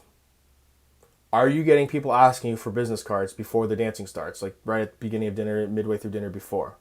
If you are not, there's certainly room for you to grow. You should make this a habit where you are getting this consistently, because that means that, because most guests when they come to a wedding, they think DJ, music.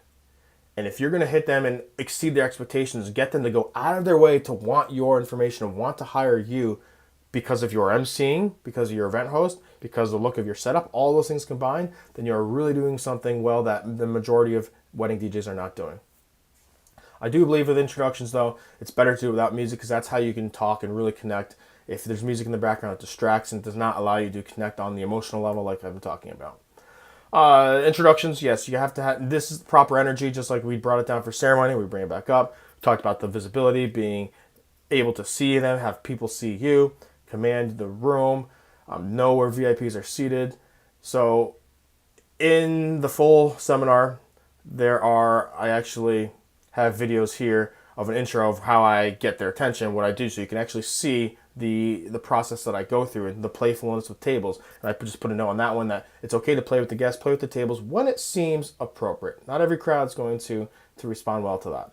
As well as knowing when their VIPs are seated. So like if you're acknowledging grandparents at a table, rather than just saying, oh, Grandpa John, and where are you, John? Oh, there you are, right? No. Beforehand, go to the seating chart. Write down Grandpa John, table 5, left table dance floor, left short. Okay. And this video is me doing an example of that where I know exactly where it is. I'm direct. I point. I start walking towards them. That will make you more professional, more cleaned up, more and just again more purpose and intent. So know exactly what you're gonna do. Know where they are. That way you're not fumbling around and wondering where people are seated. Okay, I think we will end with this slide where I gave this QR code. It's in the description of the YouTube video. You can scan the QR code if you are able to do that. It has lots of freebies of raw videos of my introductions, all of the supporting videos and things that I put in this presentation. It has a full wedding vlog that I did, a behind the scenes vlog a few months ago, where it takes, if you want to see exactly what I do at a wedding, the behind the scenes stuff. This is more designed for a wedding DJ and not just a client. You can see that. It talks about everything I do, mindset, why I'm about to do this, with emceeing, with the setup, with DJing. A lot of it is on the different transitions and reading the dance floor as well. So a lot of helpful stuff that's all in there.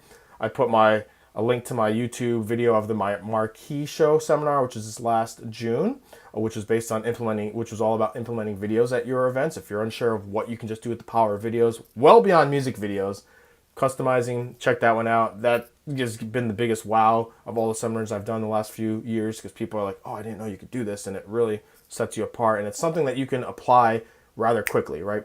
You can't just become an amazing MC and amazing mixer in a weekend. It takes a lot of time and practice, but implementing videos is something you do pretty quick.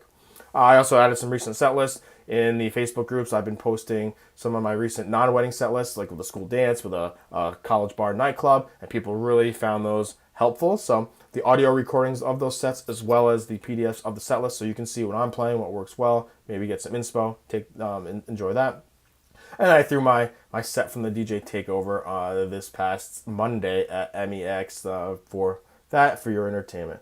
Okay, so had some great stuff on Toast, but watch the full video for that. And if you don't connect with me already, my Instagram's been all over the screen, but you can connect with me there, email, and yeah, thank you guys for your support, for showing up. John and the rest of the DJNTV crew, love what y'all do. And again, props to all you viewers that have shown up, that are watching this video. Dan Carpenter, love you as well, man. I missed you at Marbella.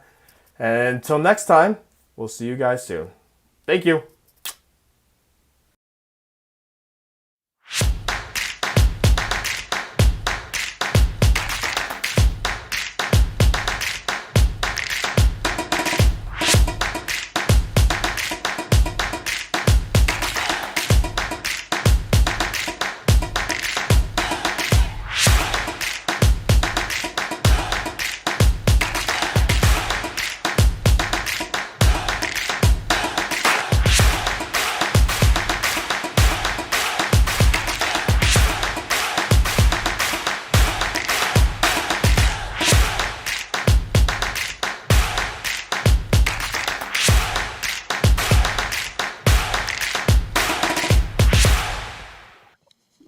Hey, we're back for the next segment in tonight's DJNTV training night, and we have Mr. Jeremy Brech coming to us from Sioux Falls, South Dakota.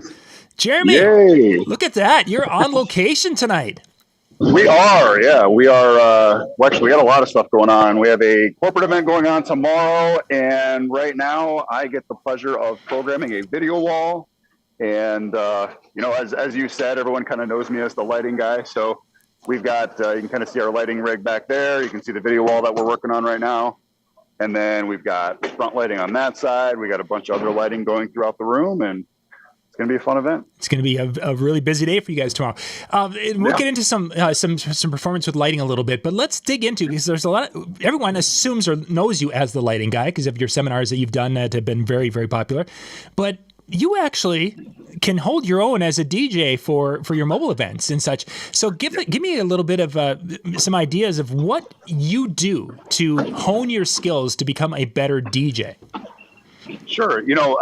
Truthfully, the biggest thing, I think it really comes down to always being in the moment, always looking at every single thing as an opportunity.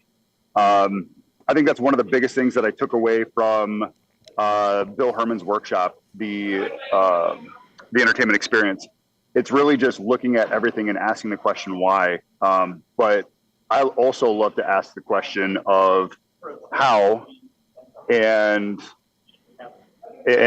basically how can I make every single moment different and better? Mm-hmm. When a bride and groom, or even a corporate client says, "Hey, can we do this, this, and this?" I love asking them questions and figure out, why are we doing it, and how can we make it better? So again, that's also just being in the moment. And when we're mixing as DJs, we always have a set list, right? We always know what we're going to play. But when you play a song and all of a sudden you see the people on the dance floor doing something, you're always saying, okay, they love this, so I would usually go to this, but I'm going to try this instead. So just again, being in that moment, I think, is extremely important, and I think it gets overlooked a lot.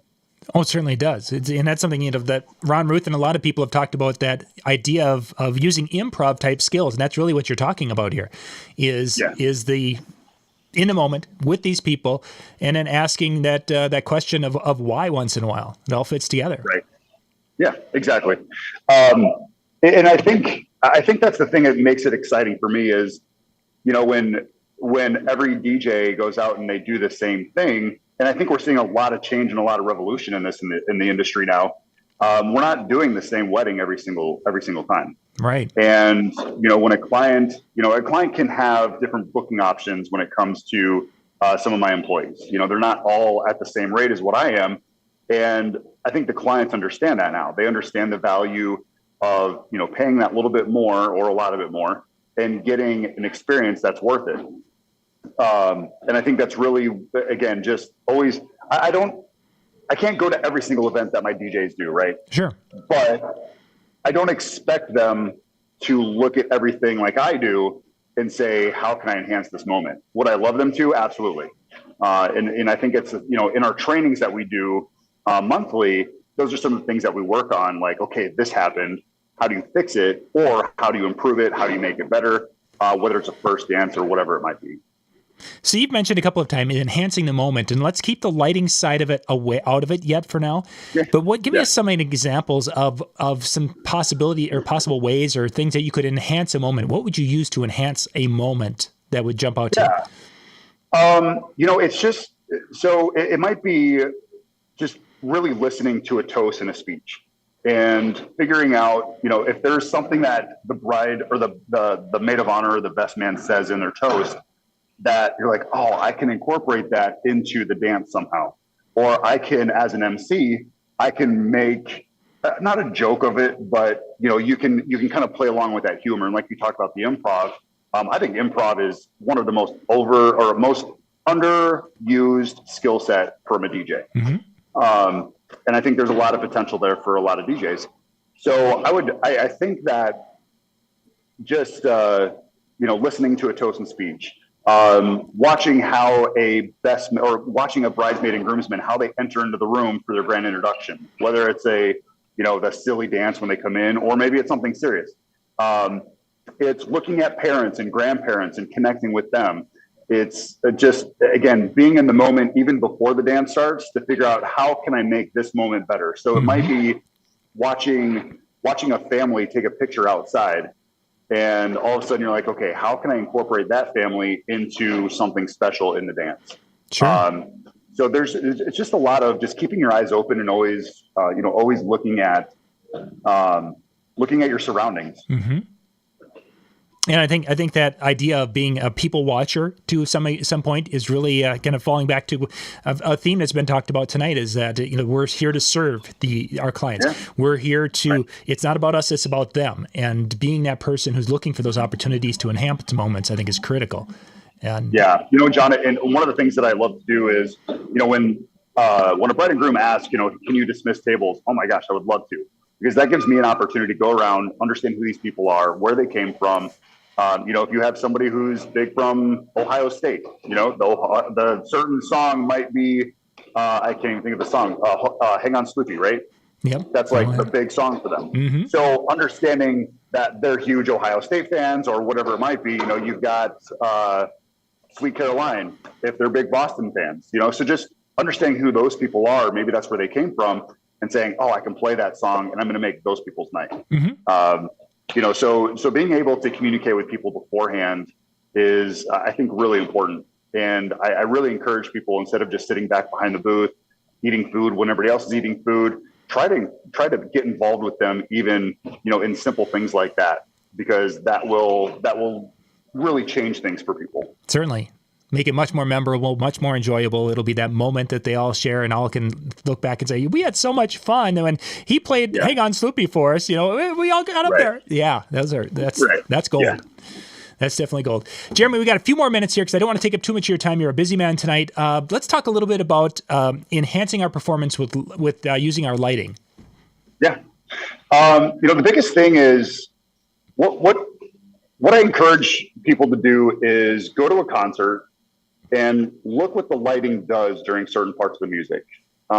It's in lighting terms, it's called busking. It's creating your lights it's designing your lights to create emotion during certain parts of a song. So if it's a hi-hat, it might have a certain feel to that music, and the lighting has to kind of incorporate that. It's just, again, being in the moment of your music and not just mixing your music. I love to mix music.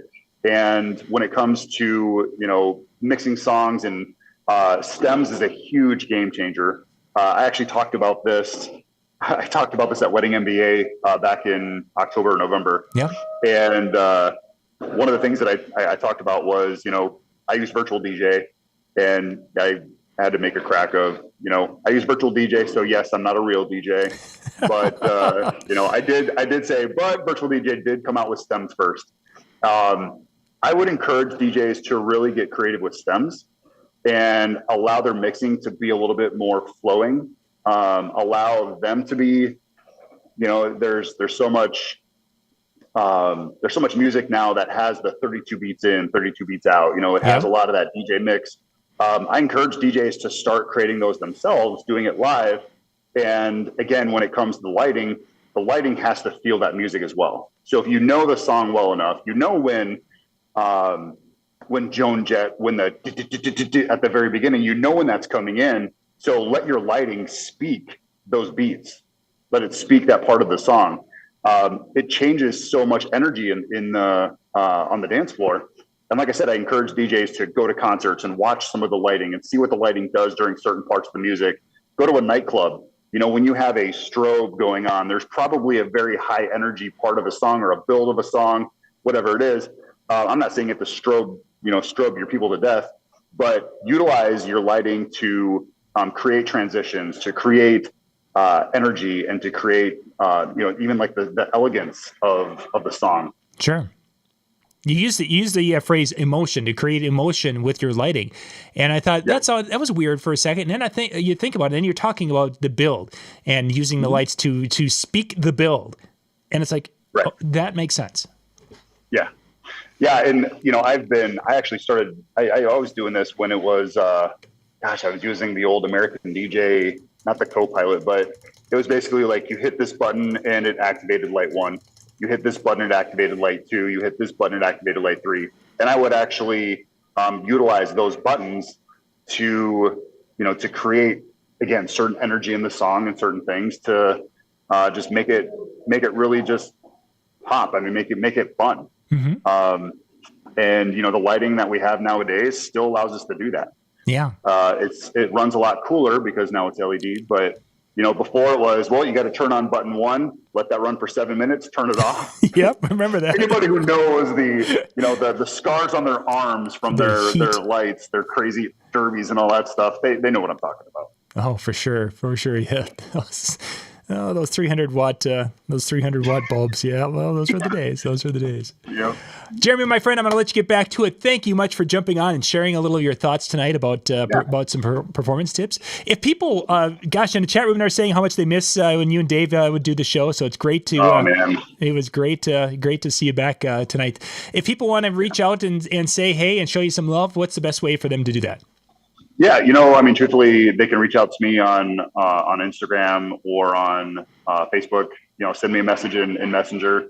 I'd love to chat with people. I love to help people, and if they have questions or if there's anything I can help them with, performance, lighting, whatever it is, have them reach out. I'd love to help out. That sounds great. Gang, again, Instagram or on Facebook with Jeremy. Jeremy, thank you much for being with us tonight. We'll be right back with Mr. Mike Walter.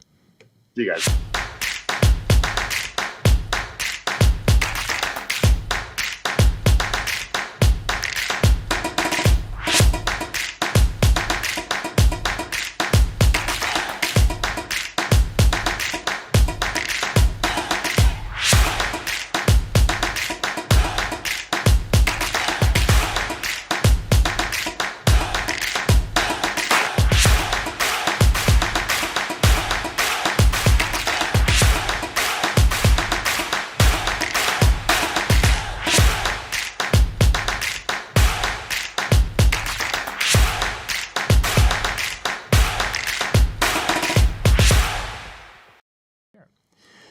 All right, we are back for our next segment tonight. Mike Walter coming to us from the basement studio. That's right. I am. How are you, John? I am doing well. It's great to see you tonight.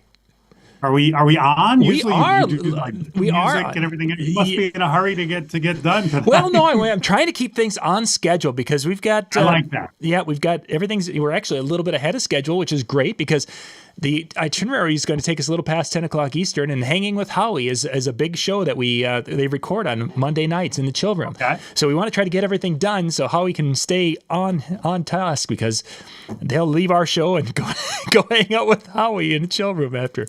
Once it hits 10. Very cool. So very cool. So yeah, so Mike, we've been talking performance, and we've had a lot of different folks coming in and talking, and we've kind of been having some themes. I don't know if you've had a chance to catch a few of the presentations tonight, but unfortunately, I haven't. And you'll appreciate why. My mom is visiting. Oh, nice. So I had dinner with Mom, and then I said, Mom, I got to get downstairs to get on with John Young. So Mom sends her love. Well, please give her a hug for me. Please. That's neat. I've been watching the pictures of you going out and doing things with the moms, and it's like, oh, that's so fabulous to be able to do that. Very nice. Yeah. What a blessing. So. Performance is a big part of what you do and what you have done for a long time in the DJ industry when you're doing different training at conventions, but also with your staff. So let's kind of dig into a few of those kind of performance tips that are important enough that you think that DJs should know about and use. Yeah, this is actually a good time to tackle this. I am 7 weeks in training two new MCs, Bobby and Maggie. They started the very first week of January, and we are well into training. We have covered bridal party introductions. We've covered slow song intros, opening up the dance floor, what I call prompts, which I can get into in a little bit. And we just, before I went to Las Vegas last week, I got them started on the line dances. And so next week when we meet, I got to see how well they picked up the Cupid Shuffle and the Cha-Cha Slide and the Electric Slide and all the others. Yeah. So okay, I got to ask. This is something where you've got the little video, so they learn how to do these dances, and then they can actually lead the crowd. John, that's always been my point as an MC, and I know line dances have been kind of relegated to some people don't love them, and some clients say no, but I just had a conversation earlier this evening with one of my March brides and grooms, and there's 4 different line dances that they want. So at that wedding, I've never been the type of DJ that just says, hey, here's the Cupid Shuffle, have at it. But, when I get a request for something like that, I'm on the dance floor, I'm counting it off, I'm leading it, I'm pointing in the right direction, I'm showing people how to do the dance. And that's what I expect of my MCs. Nice. I always get a chuckle out of that listening to PhDJ when you and Joe would talk about that topic back and forth. Yeah, that was definitely a topic that Joe and I disagreed on. But to me, whether you specialize in line dances or not, it should be a tool in your chest, because I can't believe that anybody gets 100% of their clients that say no line dances. I find that hard to believe. So if your client wants them, I think it's a great opportunity for you to be the leader on the dance floor. For sure. So you've gone through a variety of different things. The dance was just the line dance were just something that caught my attention. What now? So you've gotten to that point. What's next on their itinerary for things you're working on? Well, so let's back it up. In the very beginning, we start with bridal party introductions, Okay. and every single one of my training sessions starts with bridal party introductions, and then we move into other stuff. And my point with that is, by the time I'm done with Bobby and Maggie, or by the time I've ever gotten done with any class, they are really, really polished and smooth and confident with opening up the, good evening, ladies and gentlemen, welcome to Scott and Margaret's wedding. Direct your attention to the main entrance. And there's a number of reasons for that. I'm a firm believer in first impressions, and at a wedding, that's pretty much the first impression, other than walking into the room music. First time they hear the MC, the first time they see the MC is intro. So I want them to set a really high bar for that first impression. But then secondly, I've always felt if an MC can ace bridal party introductions, they can pretty much do everything else. They can introduce a slow song, they can introduce, We Are Family and something like that, because they've already got that big thing that they can do. So since my days of training people, which is about 30 years ago, every training session I've ever had, I put a heavy emphasis on bridal party introduction. So let's talk a little bit about practicing of just that particular skill of making that introduction, because Rachel actually started talking a little bit about that, of the importance of that. How do you recommend or outline their practicing of a bridal party introduction? Yeah. So I hand them an initial script in week one, which is basically like every word I want them to say. Good evening, ladies and gentlemen, and welcome, blah, blah, blah. And usually we work on that for 1 or 2 weeks, depending on how aggressively they're practicing in between sessions. And then once I get them off script, which is where all they have written down are the names, Scott and Margaret's wedding, parents of the bride, and then they're remembering all that other stuff. Direct your attention to the main entrance, and, seated here at table 2 is the grandmother. Once they get off script, then I start mixing. Every week is a different bridal party names, because I don't want them to walk out and have Scott and Margaret the only couple they ever introduced. So then I start also introducing different variables, like divorced parents, or I don't know if you've ever seen this, but like sometimes I get the father of the groom is also the best man. Yes. And so he'll walk in with his wife, and then he'll kind of double back and then be reintroduced. So I introduce all of these different variables to my trainees, so that the first time they see that out in the field, they're not going to go, oh, we didn't cover this in training. Mm-hmm. The most recent one, I don't know if you've seen this, but we're starting to get asked every once in a while, instead of the couples pairing off, introduce all the bridesmaids all together. Have them come out and then introduce all the groom. Maybe it's just a Jersey thing. I don't know if you're not seeing that. I haven't had that request yet myself. This is the first training session where we've talked about that, and I've had them practice that, because we're starting to see it from time to time. Sure. Yeah. Yeah, it must be a new trend that is just starting its way across. It's probably you'll get it in 2 or 3 years. Yeah, exactly. Yeah. About the time, then and then there'll be a computer doing it, because they'll just program everything in. It's AI, so off they go. Right. Great.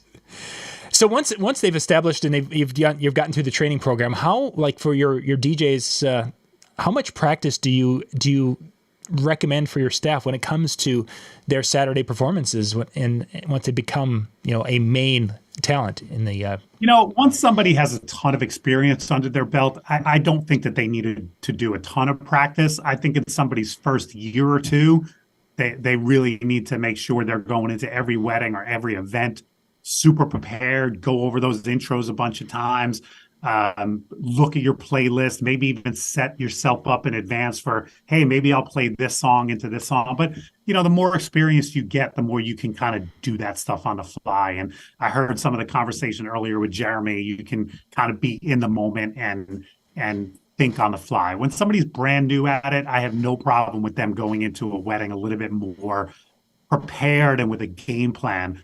Years and years later, you can just kind of look at a playlist and make it up as you go along, and also respond by what's happening on the dance floor. Sure. Yeah, experience doing it properly is a very valuable thing. Right. And it is. You mentioned introducing slow songs. I find that an interesting thing that you have that as a night or a training topic, that it seems like a standalone type topic for the night. why would slow songs be a unique thing that way? It goes back to the first impression thing. We usually open up our dance floor with a slow song into a fast song. Not always. Sometimes if the crowd is like super, super into it, you can drop a fast song and they'll pack. But, especially again, at the beginning with my newer MCs, it's the safest way to do it. It's the easiest way to do it. First course is over, walk out, ladies and gentlemen, we're going to open up our dance floor. Here's a beautiful song by Elvis Presley, Can't Help Falling in Love, or Etta James, At Last, or whatever it is. I want them, again, very early in the night, first impression. I want them to sound polished and confident.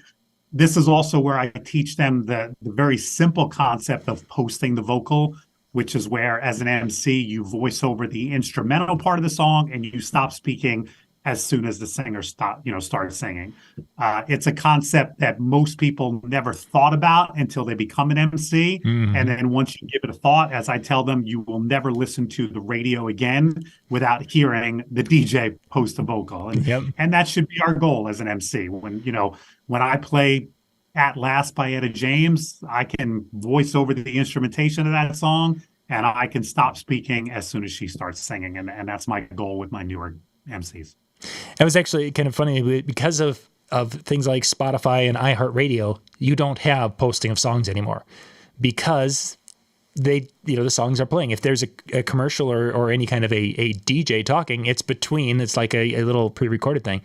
So when my kids were listening to some of the things where I was talking about posting, and then we watched actually one of your training videos where you had talked about posting, training your next, I think it was your next grade DJ and MC or whichever. Yeah. And they were like, that's weird. Why is he talking over the music? We never hear that. It's like, they don't do that anymore on the radio. Yeah, I guess not. But I still want my MCs to know how to do it and want them to understand that when you do it and you pull it off perfectly, to me, it just sounds so smooth, and it should sound that way. It should sound effortless, Definitely does. Okay, so where are we next on the track? So the next thing then is the first upbeat song coming out of that. Let's assume you pack the dance floor with At Last or whatever song you're playing. So now where do you transition? And we go over a number of different song suggestions, everything from We Are Family to Uptown Funk to Run Around Sue to I Want to Dance with Somebody. I give them a handful of songs. And again, I have them voice over. So you're outroing the slow song, you're introing the fast song, and you're getting the party started. Posting the vocal is good here. Posting the vocal with a prompt. In other words, if you want them to sing along, that's a great one, especially with a song like We Are Family. And their voice should change too. You as an MC, your voice should sound different coming out of a slow song than it will be going into a fast song. So you need to you need to have your voice rise to the occasion, if you will. And that's something we work on. And of course, you mentioned posting again because you're going to be posting that fast song, but slow songs, some slow songs will have lyrics pretty much right to the end. Some will have a nice little instrumental at the end. I would assume that if there's lyrics all the way to the end or near the end, you kind of respect lyrics at the end just as you would at the beginning of a song. Yeah, you should never step on a vocal. I mean, to me, that's critical as an MC. It sounds busy to the listener if somebody's singing and you're talking, no matter what. So, yeah, I mean, if the slow song does have a little instrumentation at the end, you can voice over that. But if it ends on a vocal, you need to start right as soon as that vocal is done. So you're teaching. You've got a variety of songs, and they're matching the energy, I think, is kind of what you were talking about. That's a great way to put it. Match the energy of the song. How do you? I mean, you're going to are they matching the energy of the song itself, the lead singer of it, or are they trying to match the tempo? I mean, what are they using as a judge for matching the energy? No, not necessarily matching the tempo, but just as the energy of the song comes in. I'll give you a good example. One of the songs I love opening the dance floor with is September. And if you listen to the beginning of September, it kind of slowly builds. Like it comes in, and then the horns kick in, and then the horns kick in more, and then do you remember? So as an MC, I'm coming out of a slow song, and I'm voicing up. That's right. We're going to get the party started this evening, ladies and gentlemen. We need everybody on the dance floor for Scott and Margaret getting the celebration started. And then you voice over. So you're kind of riding the wave of that upbeat song. And building to that moment where the lyric kicks in and everyone's hopefully going crazy. Yeah, excellent. Yeah. And something I just did there is another thing I emphasize with my trainees, saying the name of the couple over and over and over again. It's one thing to open a dance floor at a wedding. It's a much different thing to open it for John and Lori. Come on out and join the celebration for John and Lori. Saying the names as often as possible throughout the party. I think it sounds great as an MC. It sounds much better than the generic, we came to party with your bride and groom. Join your bride and groom on the dance floor. Because that to me sounds like you didn't even take the time to learn the couple's name. Yeah. And as I emphasize to everybody nowadays, getting into the habit of saying first names rather than bride and groom, when you do a same-sex wedding, you are much less likely to trip up. If you just automatically say bride and groom, bride and groom, bride and groom, bride and groom, I guarantee at your first same-sex wedding, even though there's 2 guys on the dance floor or 2 women on the dance floor, you will say, we're going to get the party started for your bride and groom. And then you're going to look like an ass and look like you haven't been paying attention. So if you are in the habit of just constantly saying the first names of the couple, you won't make that mistake. So I got a question about that, actually. When you're using the first names, do you alternate between one name first, then the other name second, and then flip-flop them? Or do you always go with the first one? I think I always say the bride's name first. Okay. I think I say, like at your wedding, I would say Lori and John. Unless for some reason I was referencing you, I think I just defer to the ladies first rule. And I think I just always say the bride's name first. That's interesting because we were having that discussion the other day, and I was thinking about it. It's like I guess I just alternate, except for the formal introductions, but I just done that. I didn't know if there's a right or wrong way or what thoughts were on that. I don't think there's the right. To me, the right or wrong way is just make sure you're saying their names. You're saying the right names. It isn't Susie. Are you sure it's not Susie? All right, say the right name. And you know what, John? I do think for some MCs, that's why they shy away. Because they're not 1,000% positive of the couple's name. Yeah. And so they don't want to screw up. You can't screw up if you say bride and groom, unless, of course, it's a same-sex wedding. But my thing with my DJs is you should know that couple's name. Literally, when you leave your house, on the drive there, when you pull up, you should know the couple's name. When I walk into a banquet facility, my couple's names are here because it happens plenty of times. You walk in and the bride and groom are in the lobby taking pictures. Yeah. And so if you go, oh, hi, oh, shit, what are their names? You know what I mean? But if you're very confident, you go, Lori, John, it's great to see you. You look beautiful. So first name should be top of mind with no question. Yeah, for sure. Okay, so we've gotten to the point now. We've just opened up the dance floor fast. Where do you go next? Yeah. Well, so as far as my training program goes, the next thing I teach my MCs is what I call prompts. And very simply, what that means is anytime you as an MC ask the crowd to do something on the microphone, that's what I call a prompt. The 2 most popular ones are sing along and hand clap. And we use those a lot throughout the night. As a matter of fact, the caution with those is not to overdo them. Because sometimes as a DJ, if you're not paying attention and you're just, here's another song that everybody knows the lyrics to, so I'm going to sing along and sing along and sing along. And that's where the MC can get annoying. So the analogy that I try to get my DJs to think of is seasoning. When you're cooking food, when you're cooking something, you sprinkle a little seasoning in. You don't put every single thing in the spice rack, but you also don't never add it because then it's bland. So if you think of your sets and you think of your prompts as every once in a while, and I don't have a magic number. It's not like once every 20 minutes or once every 4 songs. There's no formula, but just if you every once in a while go, let me do a shout out here. Let me do a sing along. Let me do a hand clap over a break or an air guitar thing. Those are what I consider prompts, and they should be sprinkled throughout the party. So when I was going through and we were watching that about the prompts and using those things, are they still as effective today? Because that video, I think that video was maybe 10 years old now. I don't know. You looked a lot younger. Yeah, probably. Yeah. You look like a kid almost. John, I still think they are. I still think as an MC and as a DJ, you need to interact with the crowd, even if it's not, I think when people used to hear interaction, they thought you have to be in the middle of the dance floor, you have to be leading a bunch of dances.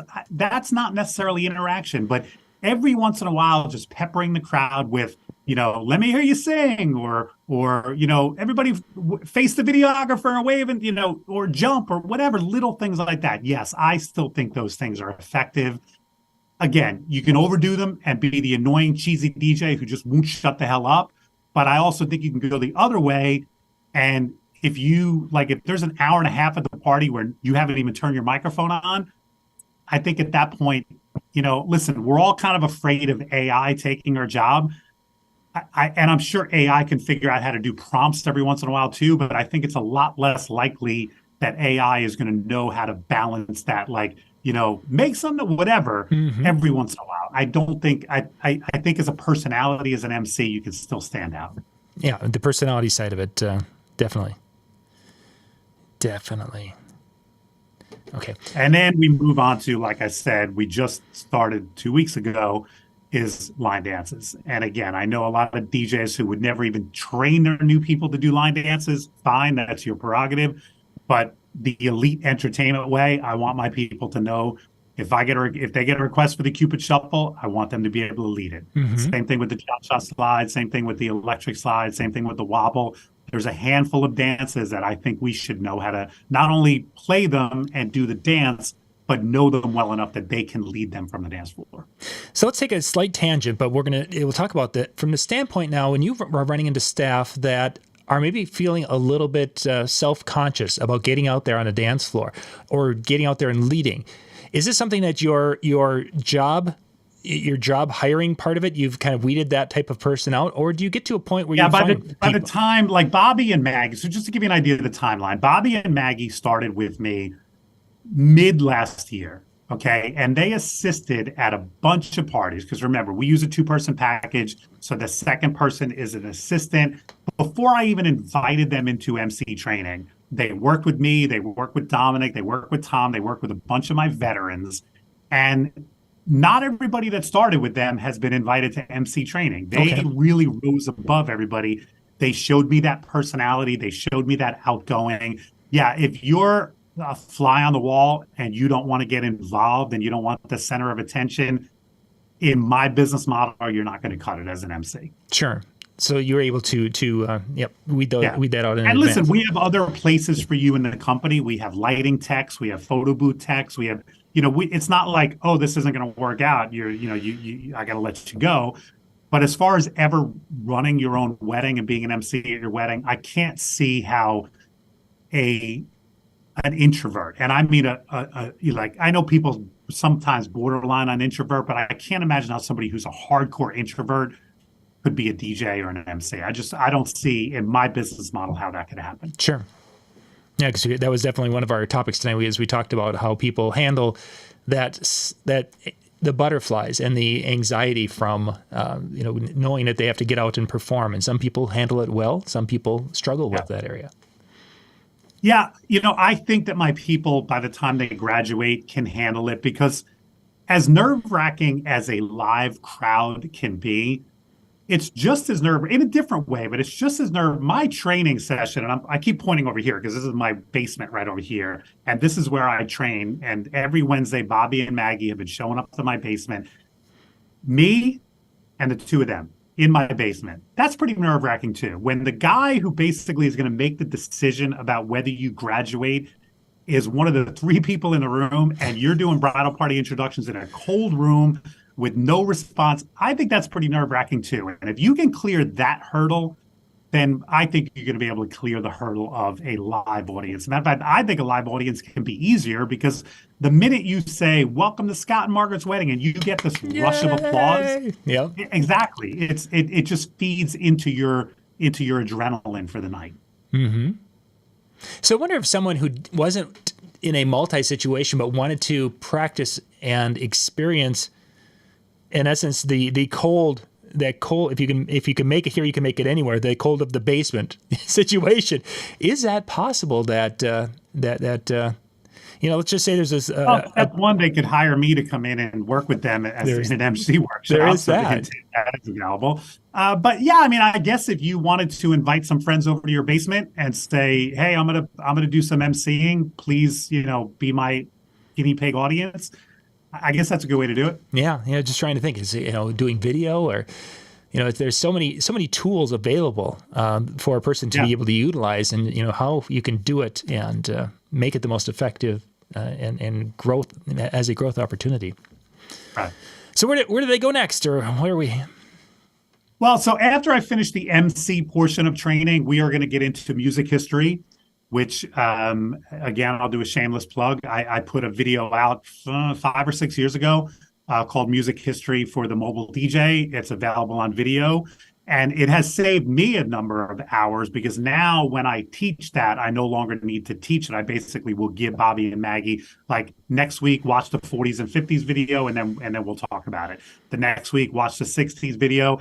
Basically, my goal here, John, is that, I'm dealing with mostly younger. Bobby and Maggie are both in their 20s. Sure. So just from life experience, they probably don't know what Motown was. They probably don't know, maybe the early roots of rock and roll. They might not know the disco era.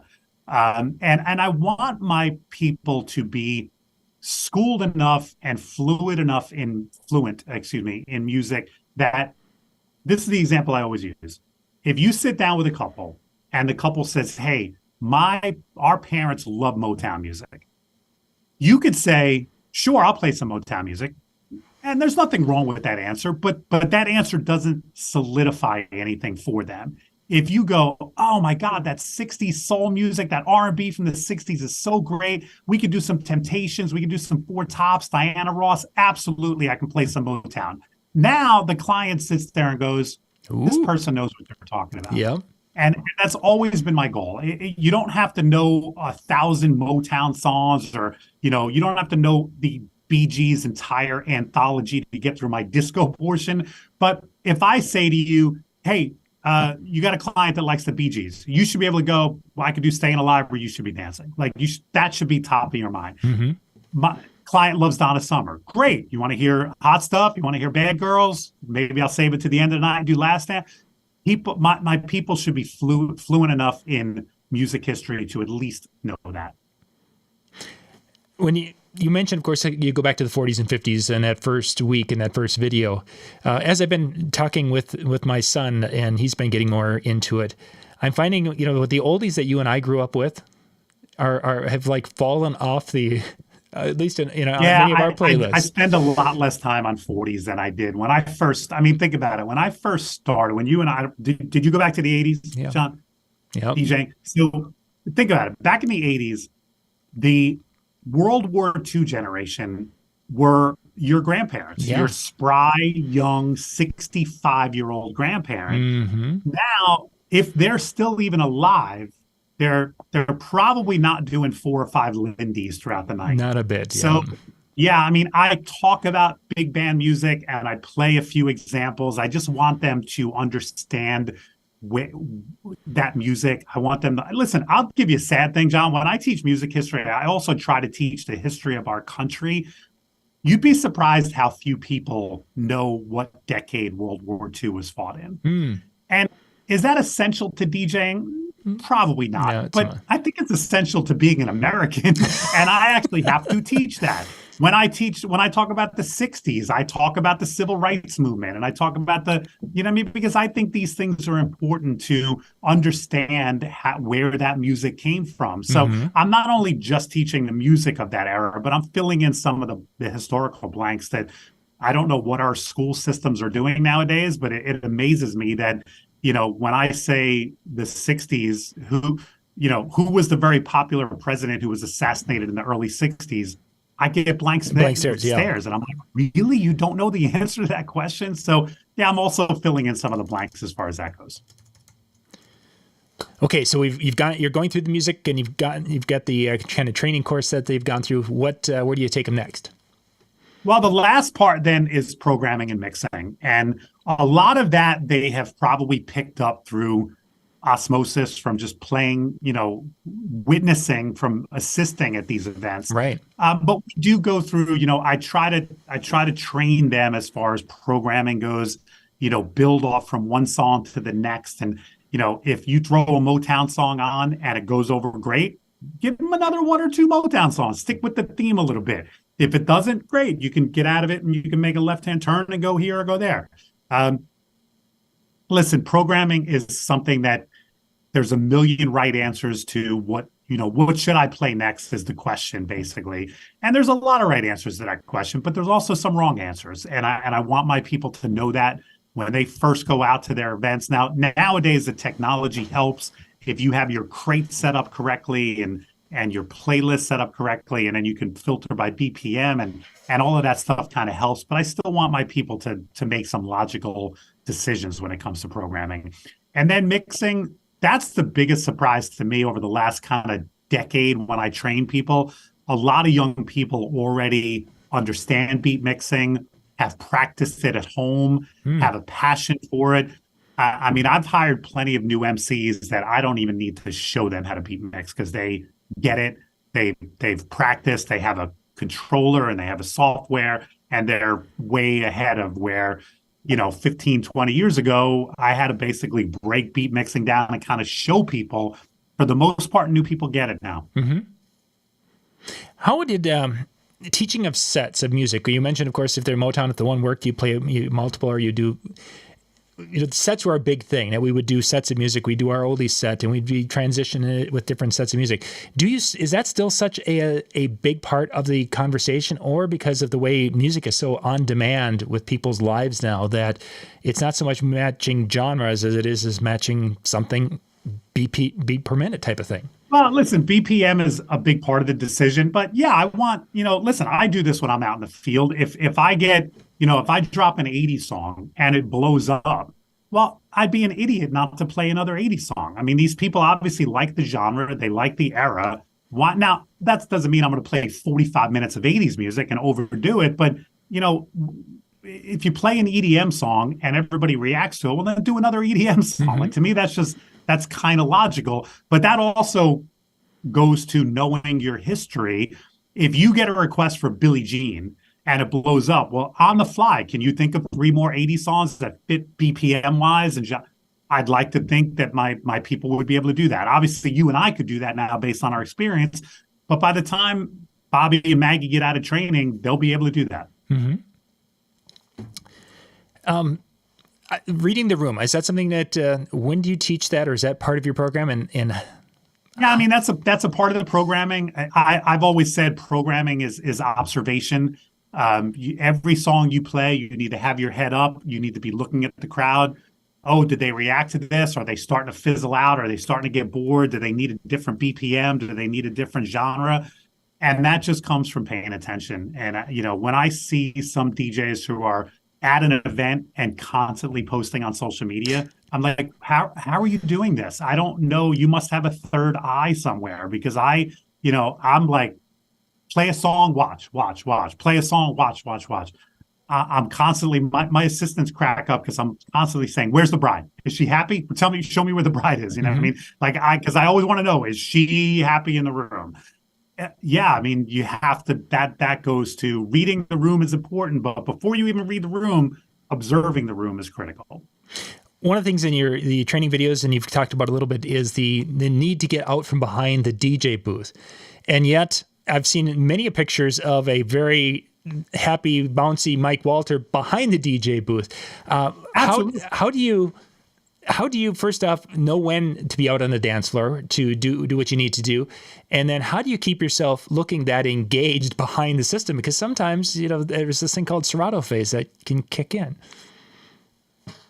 Yeah, I don't think I have Serato phase, John. I am constantly into the party. I love what I do. I love upbeat, fun, happy party music. For me, it's not a chore whatsoever, plastering a smile on my face and singing along to music and having a good time. It's not a chore. So for me, it just comes natural. As far as how do I know when to get on the dance floor, I'll use the same analogy that I use for prompts. It's seasoning. I don't spend all 4 hours on the dance floor, but I'm also never not out there. I get out there from time to time. One of the things that helps us, we added this question to our planner a couple years ago. On a scale of 1 to 10, how interactive do you want us to be? And like I said, I just met with a couple before we went on. They had 10 and they want 4 line dances. So that's a couple that tells me, okay, they're going to want me on it. So I'm going to spend a lot more time on the dance floor at that wedding than I will at a wedding that says 2 and no line dances. Sure. That's a wedding where I might, other than intros, I might not be. Well, I'll probably be on the dance floor to open up the dance floor with a slow song or something like that. But other than that, I'm not going to break the fourth wall and get on the dance floor at that kind of wedding. But at the couple that I just chatted with before we went on, I'll be out there a lot. That's an interesting to have that in the questionnaire. That's a good idea. Yeah. Mike, we got a couple of minutes left, and we're going to be needing to wrap up. What kind of final thoughts there? Where do you have first to go? So if we're talking about training new people, here's one of the things that I implemented probably about 20 years ago, and it's critical. Not yet for Bobby and Maggie, but very soon they will start getting on the microphone at our events. So in other words, like when Maggie works with me, I'll say, hey, Maggie, why don't you open up the dance floor with a slow song? Or, hey, they want the Cupid Shuffle. Maggie, why don't you lead it instead of me? Now, there's a balancing act there because the client wanted me at their wedding. I'm their main MC. So I can't just completely delegate everything to, but I want Maggie and Bobby, before they do their first event, to have some of that live, now everything that I learned in Mike's basement, I'm now implementing live in front of a crowd. So it takes a leap of faith. Obviously, you need to trust them. But if I don't trust them to do that, then obviously I don't trust them to do their own events yet. For sure. So probably within the month, Bobby and Maggie, when they work with me or one of my other veterans, I'll have them getting on the microphone at live events. Easing them into the process. Yeah. And also saying, like in the middle of this party, I might say to them, hey, what song would you play next? Mm-hmm. And just to see how their mind is working. And if they give me a song that makes sense, I'll play it. If they give me a song that's like, dude, what are you thinking about? Then but even if it's not the song that I would have played next, if they give me a song that, yeah, you know what, that'll work, I'll play it just so that they can get the confidence of, yeah, I picked this next song and look, it blew up. So I think if you are training, especially newer people, at some point you need to start letting them take over a little bit at your events. Yeah. Definitely good advice for those who are going to be working with newer talent and bringing it on staff. Yeah. Mike, I think our time is up, my friend. We are. John, whenever we have a chance to chat, it goes by in a heartbeat. It does. It did. It went really, really quick. You went a couple over here. But Mike, thank you for being on. If people want to find out information about, we talked about a couple of the different training programs, where could they find those and check those out? Yeah, so I have a website set up, DJMikeWalter.com. You can head there. You can pick up, I have a couple of seminars that I've done that you can purchase and just get the video feed of. I've got a video called The Keys to a Successful DJ and MC Performance. You can pick all that stuff up at DJMikeWalter.com. Excellent. Excellent. You guys can go check that out. And we'll be back in just a couple of minutes with Digital Dave Landers.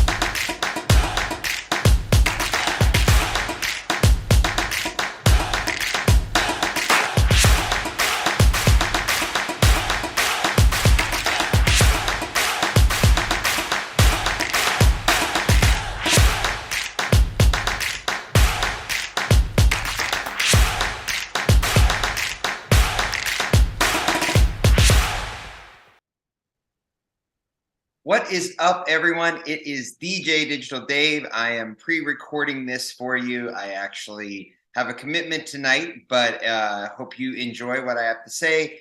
John had asked me to put together a short video about some pieces of advice that I would give to someone who is just starting out DJing. So one piece of advice I would definitely give to you if you're just starting out, or really all these pieces of advices are good at any point in your career and relevant, I feel like, forever. But definitely be patient. Sometimes things don't come immediately. Sometimes big successes don't come immediately. But if you work hard and work hard and work hard, things will come. I mean, I'm the DJ for the Pittsburgh Steelers, University of Pittsburgh basketball and football.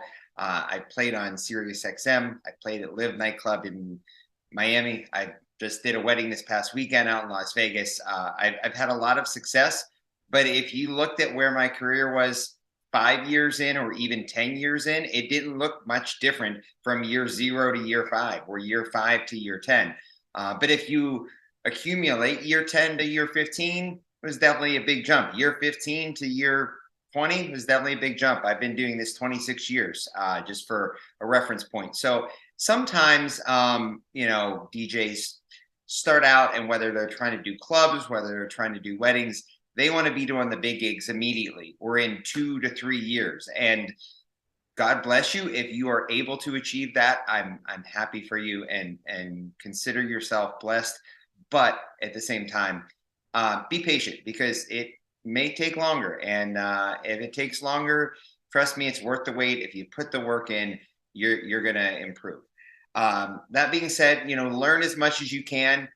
Go to conferences, watch videos like this one, soak in all the information you can, and try to soak in information from all sides and all places. Don't just be a disciple of one person. And maybe there's one DJ you look up to. Could be myself, could be Mike Walter, could be Nick Spinelli, could be any of a number of people. Maybe there's one person that's really, really influential to you. And yes, maybe you can give a little more credence to that person, but be well-rounded. Get your education from different sources, so that you can have a well-balanced education. And sometimes there may be conflicting viewpoints that can both be right. It's not always one's right and one's wrong, but one might be better for you. So definitely take that into consideration. That is definitely important. Learn as much as you can. Go to conferences, listen to podcasts, watch educational videos, and honest to God, observe. Watch other DJs play out as much as you can, whether you're an assistant at someone's wedding, whether you're in a nightclub listening to someone else play. Observe other DJs and learn. You can learn a lot from just watching and listening to another DJ. In fact, I will be honest, I think over the course of my career, I have learned and taken more from listening to and watching other DJs than I have from actual formal education. Although I have learned a lot from formal education. So I'm not saying do not do formal education, but what I am saying is that watching, observing is tremendously valuable as well. Network with people, network with DJs. If you're doing the club bar side of things, network with owners, network with promoters, network with bartenders.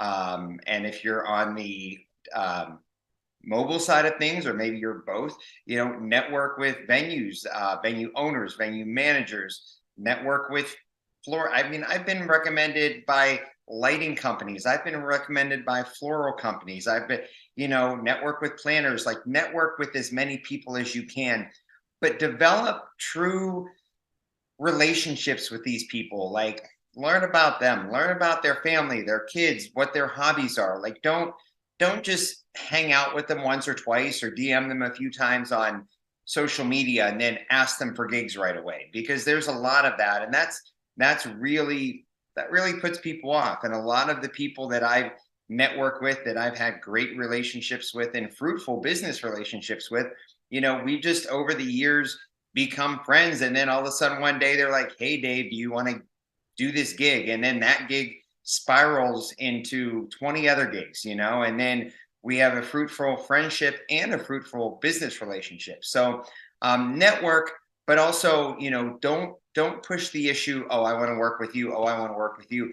trust me, if you're talking to a venue promoter, if you're talking to a venue manager, if you are talking to a wedding planner, most of them, if not all of them, know that you want to work with them. You don't have to really express that part, but just show that a genuine interest in them, and make sure that they see if you make a new DJ mix. Send them the DJ mix. You don't have to say, "Hey, I want to work for you." Just, "Hey, listen to this." Maybe they listen to it. Maybe they enjoy it.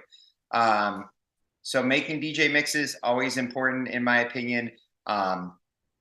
Putting them up on my go-to is Mixcloud, but putting them up wherever you want to put DJ mixes up so that you can demonstrate your talents, demonstrate your musical selection ability and your taste, and let people see and hear, more importantly, the type of DJ you are and the type of vibe they can bring to your wedding, or you can bring to their wedding, or you can bring to their bar or nightclub. If someone's hiring a bakery, they can taste the cake beforehand. If someone's hiring a photographer, they can see their pictures online beforehand. So why not put yourself in a position where they can sample your DJ style beforehand? So I think mixes are tremendously important, whether you're trying to get work in the private industry or in nightclubs and bars. I think having mixes out there is extremely important, which brings me to my final point. The most important thing about what we do, what I've been banging, the drum I have been banging for years educationally, is music, is be about the music. So many people talk so often about equipment, new equipment, this gear, that gear, this controller, those speakers, so that microphone, whatever. And that's all great. And I am very much into equipment. I'm very picky about my equipment, but that is all secondary because that's a method as to how I deliver my music. And trust me when I tell you, if somebody has the most expensive controller or somebody has $25,000 speakers, but they don't play the music that is really truly connecting with the client, it's not going to matter. And conversely, on the flip side, if you play the perfect set, musically, and it's on subpar speakers, it's not going to matter. Everyone's going to have a blast. Everybody's going to have the greatest time ever. Now, granted, the ideal eventually, once you can afford it, is to have the best equipment you can and be playing the best musical set you can. But the very first thing, the most important thing to always be concerned about, whether you're 5 months in, 5 years in, or 20 years in, is music. That is the core of what we do. It is important to have a unique sound. It is important to not sound like every other DJ. If you go on a site like DJ Intelligence, they'll have the top 200 most requested wedding songs. And I always say it's not a bad thing to play songs from that list at a wedding. It is a bad thing to only play songs from that list at a wedding. It's not a bad thing to, only play songs from whatever, the Billboard Hot 100, or not a bad thing to play songs from the Billboard Hot 100 at a bar or nightclub. But it's a bad thing to only play songs from there at a bar or nightclub.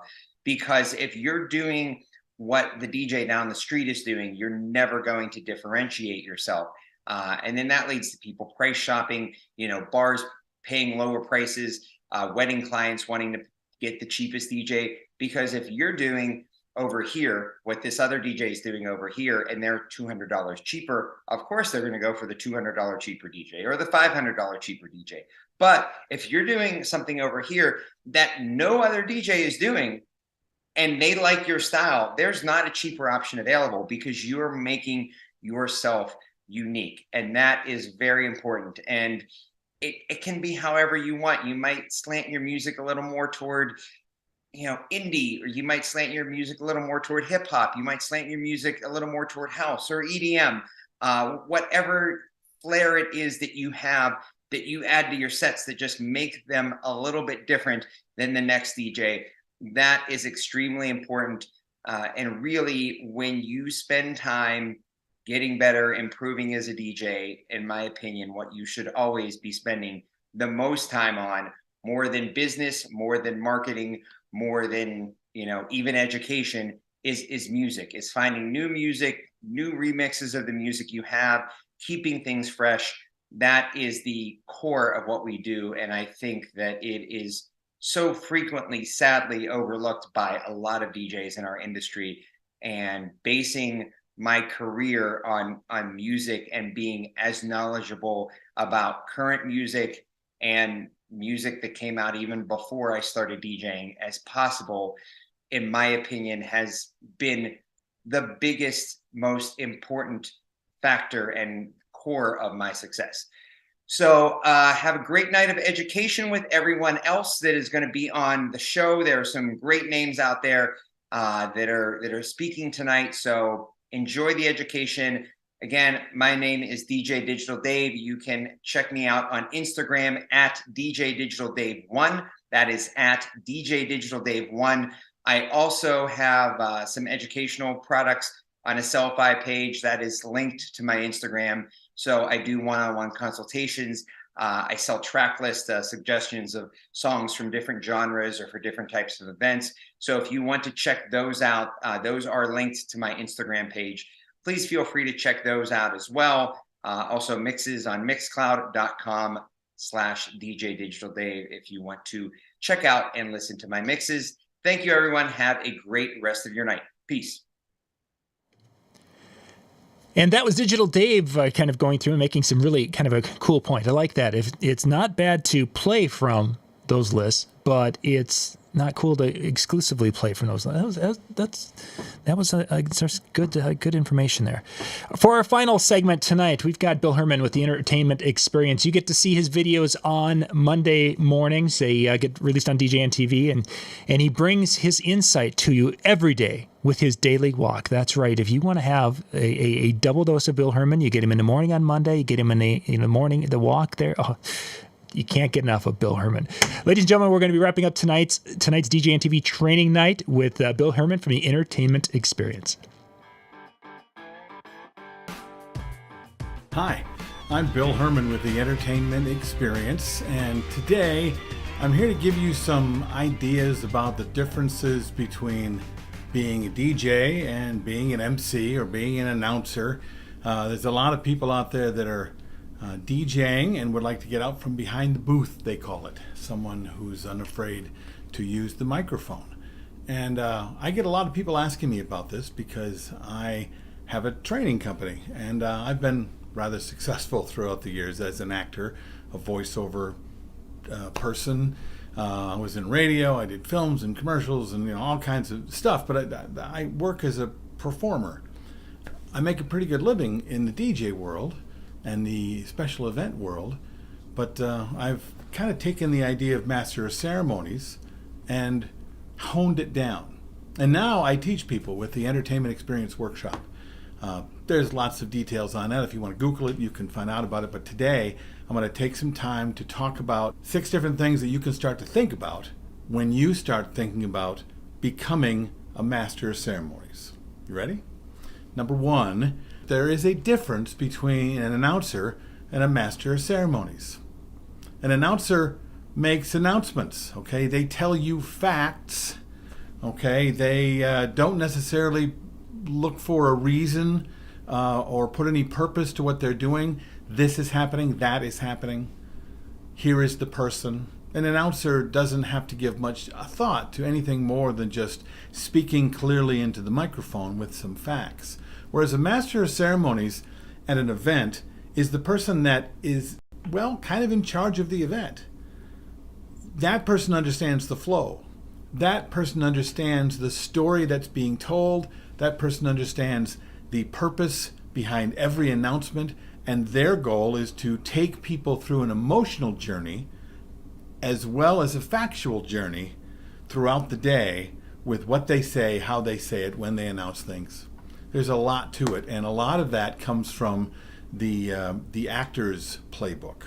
And if you've ever looked at acting, if you've ever given a chance to figure out what acting is, look that up, or maybe take an acting class, and that will help you really a lot. So that's what I would first say, is try to figure out which one you are or which one you really want to be. Today I'm going to be talking about both, but mostly from a master of ceremony and an actor's perspective. Okay. Number 2, this is a big thing for me, and I've heard a lot of DJs talk about it, but hold your mic correctly. And it's not just in the holding, and I'll get into that too, but holding your mic correctly, look it up. You can Google it. But at the very least, you know how there's a little ball on the top of the microphone and how people will grab that ball and cup over the top of the ball and then stick it in your mouth and say the things you want to say. Ladies and gentlemen, thanks for coming. Doesn't that bug you? Guess what? If it bugs you a little bit, it bugs the entire audience a lot. So do yourself a favor, and first of all, don't cup the top of the microphone. Don't stick it right in front of your mouth, and don't yell into it. Okay? To use a microphone correctly, the first thing you need to understand in it is that the microphone actually pushing through an amplifier actually amplifies your voice. So you do not and should not be yelling into it. You can be the loudest person in the room without yelling into the microphone. And one of the things I know for a fact, and I've heard this from my wife, much less any of the people I've worked with, is they don't like to feel like they're being yelled at. So find a tone that you know will work, and then use that tone. Now, before you use the microphone and use that tool to help amplify your voice, from an actor's perspective, I would go into figuring out how to project your voice. Now, when it comes to projection, it's something an actor learns on the first day he's on a stage, because we're not given microphones in most of the theater we do. We are in the back. If we're in the back of the stage with the inside the theater box, and we need to be heard in the farthest point of wherever the last person in the room is, you need to be able to use your voice in a way that will project through the room, project past all of the other heads and ears in the room, and have the person in the back of the room still hear you without going like this. Projection comes from breathing, and breathing from not from here, but down under your belly, and breathing in through your diaphragm, so that all of the air you can use can push through your push through your vocal cords. Projection is very important, because the more you project your voice, the less work the microphone has to do. The less of the room noise that the microphone grabs, and the less of a chance you're going to feed back, because you have all of your resonance being brought forth into the microphone. Now, holding the microphone correctly has a lot to do with where your sweet spot is on the microphone. And that's not too tough to figure out. You take your mic, you hold it where you need to hold it, and then you move it around. You say la, la, la, la, la, or my name is, and you find that spot where it sounds the roundest, okay? Usually, you can start, what they told me in radio, you can start by taking your hand, putting your chin against your thumb, and putting your microphone here, okay? That's about as far away as you want your microphone, whether it be up or down, okay? At the very least, it should be kind of between that spot, okay? Here, between here and here. Now, if you can't lock your elbow and find that spot, then some people will like rest it on their chin, or maybe have it close enough to their chin that they kind of feel where that is. At least that's not cupping, okay? But that is saying that every time you put it here, it's going to be perfect. It depends on your breathing. It depends on your projection. And once you find the sweet spot of where that is, that round, beautiful spot, because you'll hear, when you do that, once you find it, find out where that is, and then lock your arm and that microphone ball right where it's supposed to be. And then be sure that you have somebody that can tech your microphone and set it to be able to cut through the room. Myself, I've got a baritone, okay? I use a lot of my projection. I've come from a background of theater, so I've got this big baritone voice. And oftentimes our DJ gear is designed to pick up all the bass. But just about every rig you have will also have an EQ for the microphone. With my baritone, I need to bring the bass and the mid-range down a little bit. Actually, the bass down more, the mid-range up a little bit, and the high end a little bit. And then you'll hear those moments where it feeds back. You just kind of tweak and tweak and tweak, because more high end for me cuts through the room. Does that make sense? So there's a lot of things when it comes to holding your mic correctly that you need to take into consideration. But holding it is the easy part. Okay? You hold it by the stick. You don't hold it by the ball. And you don't stick it in your mouth like this. You can, but then trust me, the people that are coming to watch you, That's the first thing they're going to say is, I don't understand him. Why do the speakers sound so terrible? Why doesn't he just shut up? Okay? Now, another thing that can help you with your tonal quality is something that many guys don't take into consideration, because really, if you've never DJ or you've never spoken on the microphone before, or if you're uncomfortable with it, the moment you take the microphone in your hand, you want to say what you got to say, and you got to say it and get it out of the way and say it quickly and get out. Okay? Because it's nerve-wracking. It's the moment you open your mic and you say hello, especially if the room goes dead quiet, that's a scary moment. When all 300, 200, 500 people's eyes are right on you, listening to exactly what you're going to say. In fact, they can almost hear you breathing through the microphone. That's terrifying. But that, believe it or not, is where the power is. That is where you have the power of the room to be able to actually have an impact on what's happening. So one of the things you want to be able to do if you want to sound professional is to speak in a way that sounds professional, which means starting to be deliberate with your speaking. Number one, you can slow down. And I know that you think when I tell you slow down and then you start to slow down that you think you have. But if you've never done this before, what you need to do is to practice slowing down between your words in a way that it feels like you're going much slower than need be.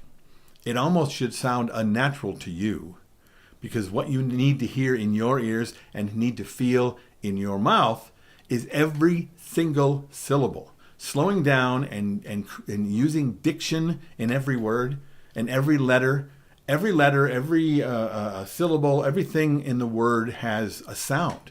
And very often we talk really fast, and all of a sudden you can, all of a sudden is 3 words, all of a sudden is 1, right? And all of a sudden is easy to ignore because it doesn't sound like it matters to you.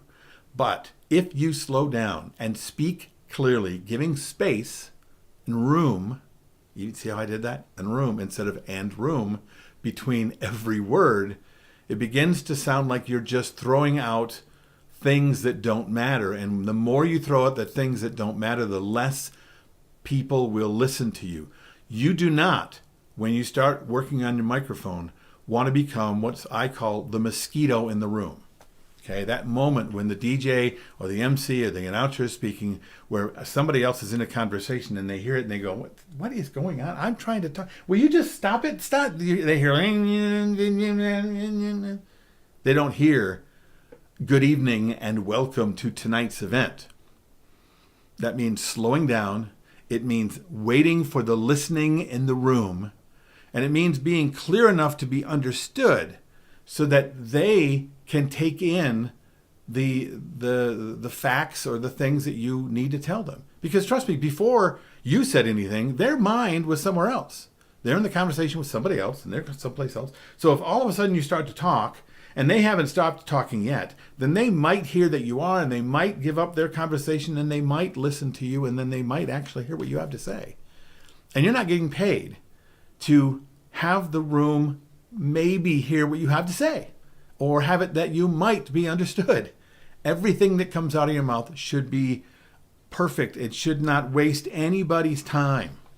I learned this when I was a young man, and luckily I learned it when I was a young man. It was the first DJ job that I was ever paid for. It was something that I did for my father.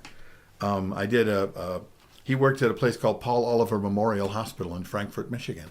He was head of the nursing department, and his kid was trying to be a DJ, so guess who got the gig for $25 whole? I didn't have very good gear, and I can tell you a story about how awful everything was, but how my gear was and how terrible my music collection was. But the lesson comes in that the first time I had done a live DJ job was after I had done some stuff on the radio.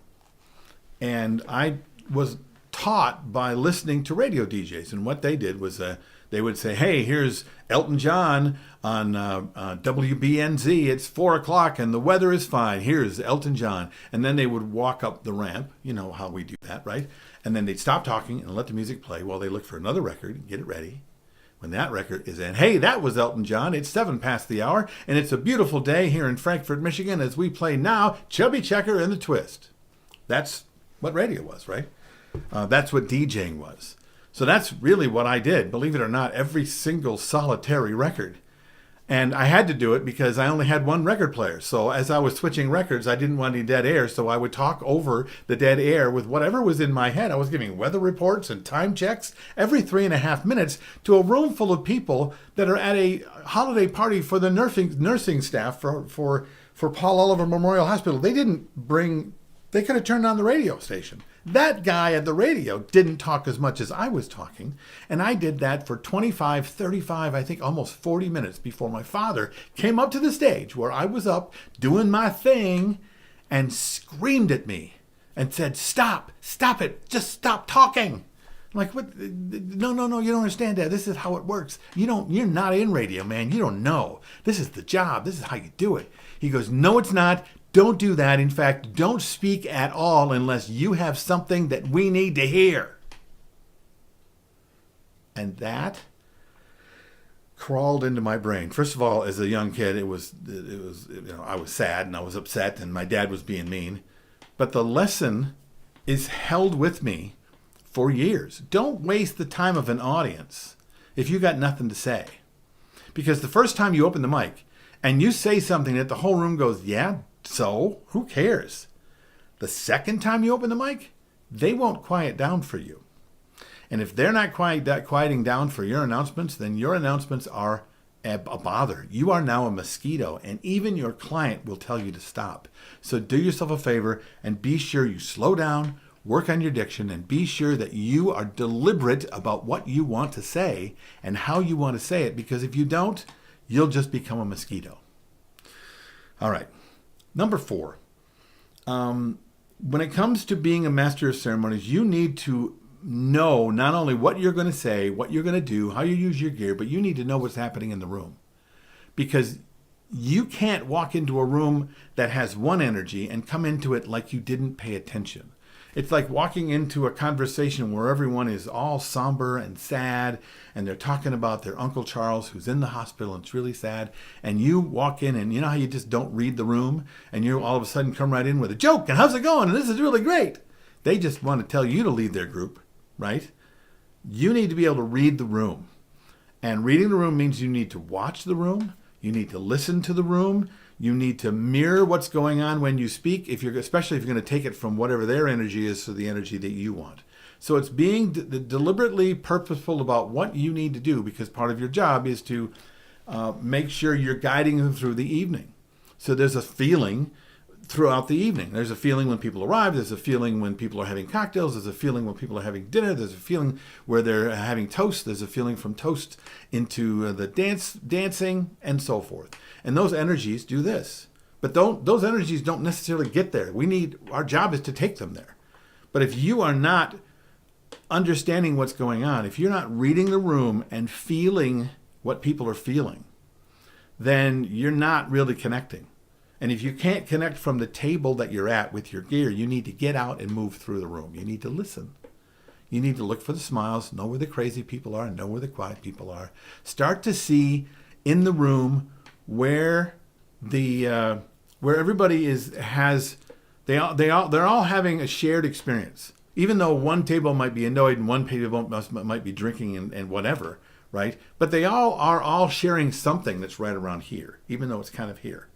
You need to know where these things are, and you need to know really where that is, because that is where it's going to give you the power to be able to speak to a room so they hear you in a shared way. Because you can't just tell the people listening to you what's going on. That's easy, maybe, if they're in fact listening to you. But your job every time you speak as the master of ceremonies is to be sure that everyone hears everything you say, and everything you say matters enough for them to pay attention to you, because you're going to give them information necessary for them to move on to the next minute. And you can't just throw yourself into a room like it didn't matter, right? You need to get what's going on. You need to know.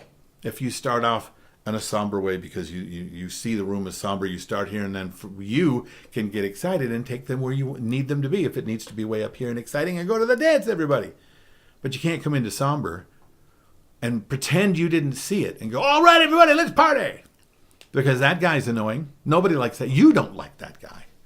But because you haven't given a whole lot of thought, well, you haven't really given it a lot of thought. So you didn't really go there. So get some time to think about it. You have to watch what's happening. You need to listen to how people are feeling. You need to mirror their energy to gain their respect and gain some relatability before you can speak and move them to somewhere else.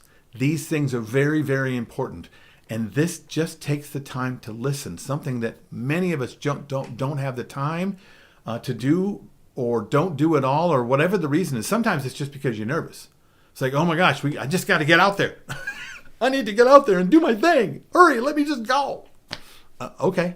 So I don't want to be noticed. I don't want to be heard. I know a lot of guys that when they make their announcements, they just turn on the mic and say it really quick. And then and when they're done, they're like, oh, thank God I got that out. But they didn't notice that nobody heard. They didn't notice nobody was listening.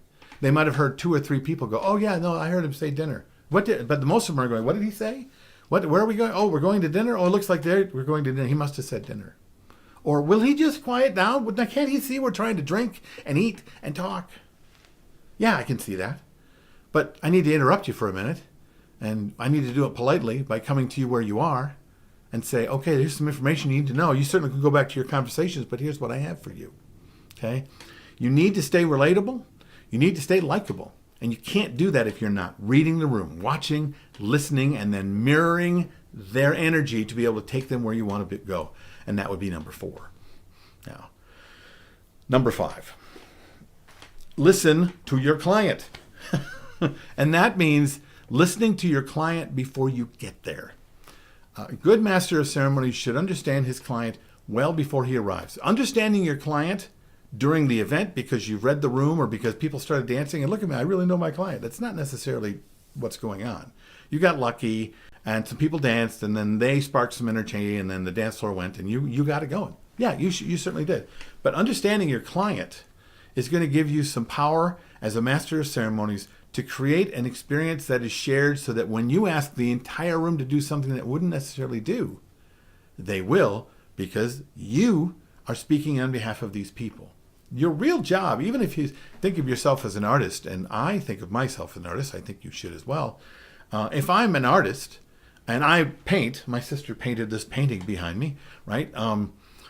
I want a painting from my sister, and she paints because she expresses herself because she is an artist. And I take her expression and I hang it in my room. But if I hire her to do something for me in my room, I talk to her about my feelings, what I want to express, the colors that I want to use to express inside the room, and then she uses her skills to do something for me that matches what goes on in the room. Now here I got lucky. I would never tell my sister how to be an artist one way or the other. But what we are doing is we're getting hired by these people to do just that. They're not hiring us because they're hoping we're going to be relatable and likable. And they're not hiring us because they hope that the music we like are the things that they will like. They're hiring us because we are going to express, we're going to do things for them. Going to use all of our skills, all the cool things that make us DJs, but the music we choose and the things we say will be because we understand them. And to do that, you need to have planning sessions with them and give them questions so that you can get to know them. Trust me, they're not going to giving them questionnaires doesn't do it. I mean, it gets you somewhere. You know, give me a questionnaire and just tell me what song to play for the first dance, or what's the song you want to hear when you walk in for the evening, for your grand entrance, and what kind of music do you want for the cake cutting. All those things are cool. Okay, that's the music end of it. But really getting to know them about who they are, where they came from, why they find each other attractive, why they decided to get married in the first place, what their parents are like, what kind of things they like to do, what kind of things do their friends like to do. When they all get together for a family reunion, what's the thing that we all do? Getting to know them is important because in that time, what you're going to find out is not really what they want you to do as much as what they really want to get out of having you there. And that has very little to do with music. Right now, they think that's all you can bring to the table. And if you don't have these conversations, then that is what you can bring to the table, is music. And we hope that the music we choose will work, right? But if you get to know them, really get to know them, what you're going to hear within the time that you spend with them, not just the questionnaires, but the time you spend to them getting to know them, is you're going to figure out why they're having a party in the first place. Because it isn't because they want to serve chicken and play music. It's not. They don't really want to. They think they have to. They're trying to get something out of it. There's something else that means something to them that's really, really important. And whether it be their family or their mom, whether it be the excitement of the fact that they're having their event at this special building that was built 115 years ago, the history of their family and the history of the building and the history of the town, and these things are really important to us, but that's all unspoken. But it's not unspoken because it matters, and everyone there knows. And all of a sudden now when you're working, because you didn't ask those questions, they know the only person who doesn't know is that guy.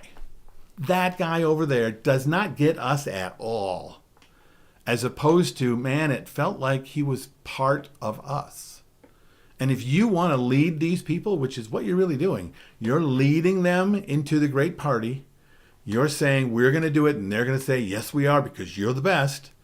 You need to get it. You need to get everything about these people. And if you take the time to do that, then when you say things like, well, Bill, I want to be a master of ceremonies, but I don't know what to say. I don't know what to say goes away. Because now you know what matters. And now you can use your skills to make sure what needs to happen happens.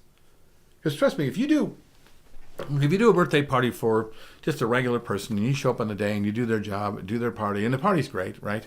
And it's okay. But if you do one for your mom, what kind of things would you do to make sure that her party was the best party you've ever DJ'd? Well, you'd do anything, right? And you have more to do because you understand your mother and her friends and her family and your family and all these people better than anybody.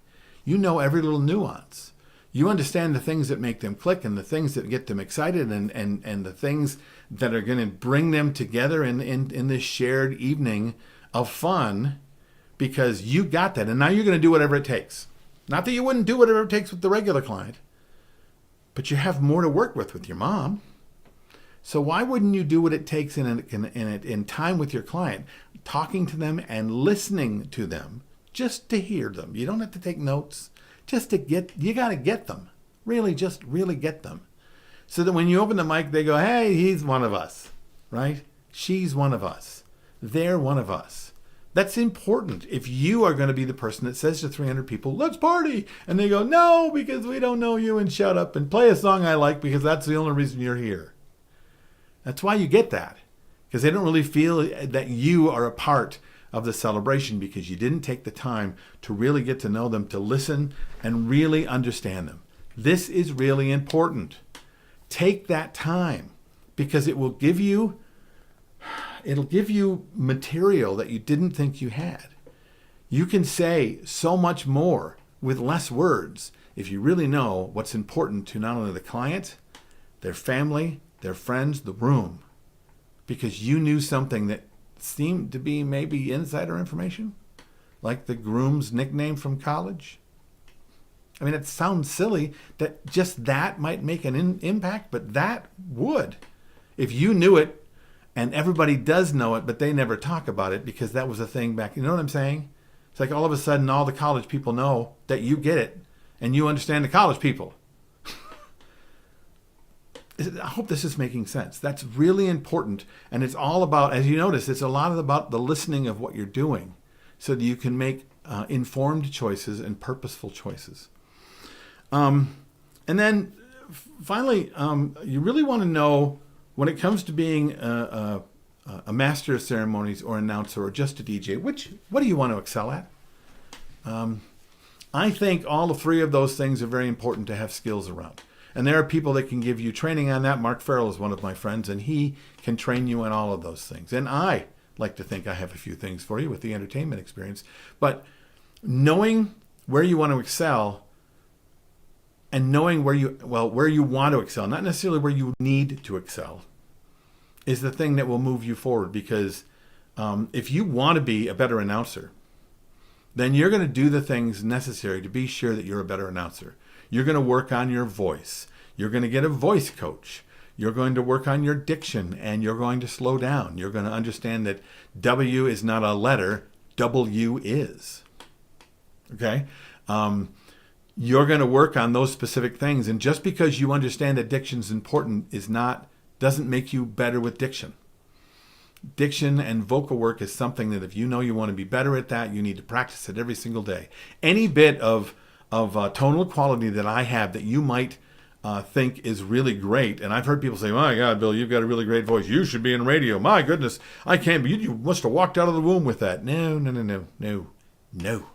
Okay, I am an ancient human being. I'm 150 years old, and for 130 of those years, I have been working on training my voice, and not training it to sound a certain way, but working on the muscles necessary to be able to be sure that every time I spoke, I would have a well-toned, a well-modulated baritone when I spoke. I already have a baritone, okay? So how do I do that? I did that by dealing with voice coaches with speaking, singing coaches, even though, and I know that freaks some of you out, I'm not a singer, I can't sing, I'm not going to sing. I don't really care. If you want to work on your voice and be a better speaker, find a singing coach. Because that person knows more about the muscles in your neck and your chest and your face and and the cavities in your sinuses that are being used right now to be able to have a tonal quality than anybody else you're going to talk to.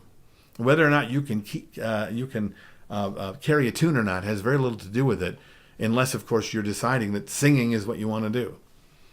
If you want to be good at this, get those classes and then practice those things every day. I've been practicing those things every single day. See how I said practicing? I didn't hardly say it. I hear it now. It irritates me when I don't have the kind of diction necessary. I hear it when I do it now. And it took a lot of years of practice. And each year I would think, I'm never going to get this. I'm not going to sound like this. In fact, when I worked in radio, I used to be, when I was first in radio, I used to get on the radio and, ladies and gentlemen, hey, how you doing? It's the big radio guy. Because that's what I thought they sounded like. And I did my own version of it, which isn't helping me once again. So you want to be sure. Plus, when you're making videos, you need to know when the edit has to happen. I don't have a professional studio. And someone came to the door. So where was I? Oh, I was talking about knowing and understanding what you wanted to do, okay? And the difference between wanting to know and needing to know, okay? I don't think you should go and be a master of ceremonies because you think you need it. Because I don't know about you, but when I was growing up and I was listening to my parents and the people in my life that were authority figures, and they would sit and take the time to say to me, you know what you need? I'd tune them right out. And we do the same thing when we use that language in our head, when we talk about the things we need to be better at what we do. You can be better at whatever you want, as long as you want it, as opposed to need it. So your language is very important. So do you want to be a better announcer? Do you want to be a better master of ceremonies? I don't think you need to be a master of ceremonies to be a better announcer, but I do think as a master of ceremonies, you also have to be a better announcer. That's what I think. And those things are really important. So working, as I said earlier, before the edit happening, practicing every day. Pick up the paper and read it aloud every day if you still get an actual physical paper. You could read the paper on your phone or whatever you're going to do. But read things aloud, okay? Read things aloud all the time. Record it, listen back. And if you really want to do it with velocity, then get yourself a vocal coach. And I would suggest you find a singing vocal coach, because they will teach you the thing that's the most important in making sure you have a well-toned baritone or tenor or whatever you have. You want to have that that perfect modulation. And if you want that, then those people will know how to help you with your whole instrument, because this is your instrument. Okay, your voice is the thing that they're listening to. And then you can also be working on your physicality. And there's lots of things about physicality we can talk about. And I suppose as a bonus, because I've gone through 6 things, I can talk a little bit about that. Your physicality is very important as well, because when you are the master of ceremonies, you are the most visible person in the room. So if you walk into the room all slumped over and, you look down, and when you speak, you held your head down and, hey, ladies and gentlemen, thanks for coming. And you don't look around and you just and you wander about a bit, or you turn your back and you walk back to your rig, or you stand behind your rig and you kind of slump behind. Those things are not helping you, because it takes all the power out of what's going on. First of all, they're looking for a person with the voice, and having presence in the room is a physical thing. You can have vocal presence, but without physical presence, then all of a sudden you've become what they call, or what some people call, voice of God in an announcement a situation in a live event. And there's money in that if you do voice of God work. And that's just voiceover work backstage. Ladies and gentlemen, now coming to the stage, here's the president and CEO of General Mills, Big Daddy Johnson. I don't think that's his name, but that's the voice of God. That's a disembodied voice in the room. The Master of Ceremonies is not that. The Master of Ceremonies is physical. So when you speak to an audience, usually, not usually, when you speak to a room full of people, your physicality in the room is the most important and first thing that they're going to see before you speak. So understanding that you need to find a center spot, or a spot in the room where you center, that you're staged correctly, that you take your stance and shoulders back and put a big smile on and look into the room, into the eyes and hearts and minds of the room, and that gives you immediate presence. When you speak, your physicality should not be, and now time to speak, and then you start wandering back and forth. Stay in your spot. You own that spot. Everyone should be looking to you, not you looking to them. Once you get that down, you can wander the room if that's something you want to work on. But really, finding your spot and being physical. Stand strong, okay? Be looking into the room with your chin up and your shoulders back and a big smile on your face. Speak. If you're going to gesture, do it with purpose. And do it in an open way. Don't point, gesture. An open hand is an open gesture. Coming like this instead of going like that. Standing with your hands on your hips, a power move, right? Standing with your hands in front of you, standing with your hands behind you, but you've stanced. You've created a presence, because that stage presence will help the room to see that you are in charge. You own the room. And it's important for them to see that first, and then you take it with your vocal presence and the things that you're going to say. All of those things are very important. Now, have I told you everything you need to know? No. Can you take all of these tips and you go out tomorrow and be a perfect master of ceremonies? No. This is a practice. This is an art form of practice. These are the things that you could work on. And each one of these things you could work on for years, and slowly become better and more polished at the thing that you're trying to do. But what do you want to do? And then the final question to ask yourself is, why do you want to do it? This is the question why is something you should be asking at every one of these spots, right? Why a master of ceremonies as opposed to an announcer? Why do they want it? Why do you want to be it, right? Why should I slow down? Why should I work on my diction? Why does this matter, and why does it matter to them? Okay? Why should I watch and listen and mirror the room? Why is it important? Why do I need to know what's going on? And when I figure out what's going on, why is it going on? These things are the nuances that are going to help you. Why hold the mic correctly? Right? Why does it matter? Why not just get feedback? That's a great way to get the attention of the room. Just take your mic and put it into the middle of the speaker and wah! Trust me, everybody will watch you. They'll come right to you. So why understand how to use a microphone correctly? How to hold it so it doesn't look like you're holding a microphone, right? But gives you a strong presence in the room. Why does it matter? Why does it matter to you, and why does it matter to them? Why should you listen to your client? You can still do a great job. And when you find out the things that you find out from them, why are those things that you found out are important? Why are those important?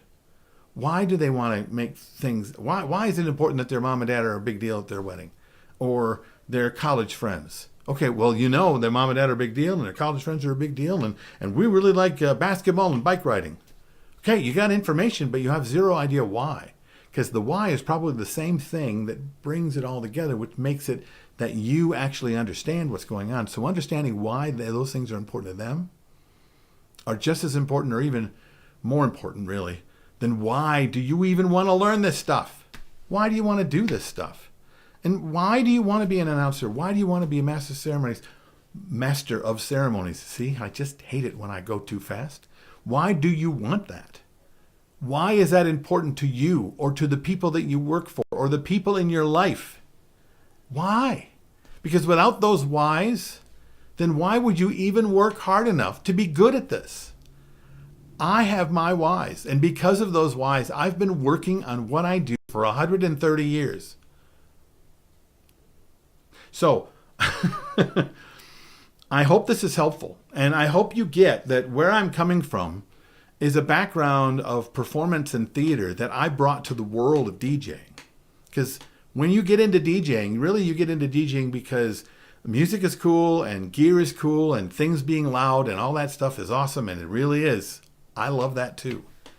But if you want to start having an impact in a room that people talk about for years, that has nothing to do with the fact that your mix was just so tight, that you were off the hook, that you were super dope with your music and your mix, if they can talk about you like you had an emotional, beautiful, meaningful impact on the day, and it doesn't, meaning and beautiful and all this stuff doesn't necessarily mean because we're going to make him cry.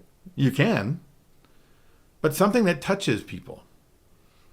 My goal is to touch people, to move people, to inspire people with what I do in the room. And it is not about me, it's about them.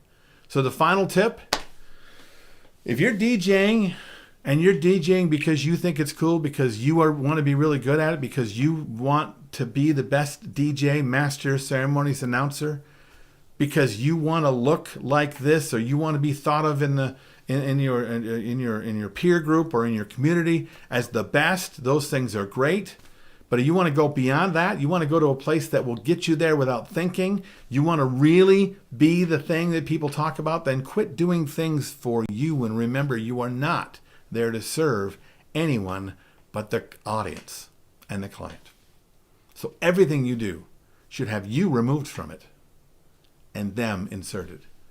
And if you do that, heck, if you do only that and forget about the other things I talked about, then the other things will begin to fall into place, because if you're really here for them, then you'll get better at all of the other things, wouldn't you? All right.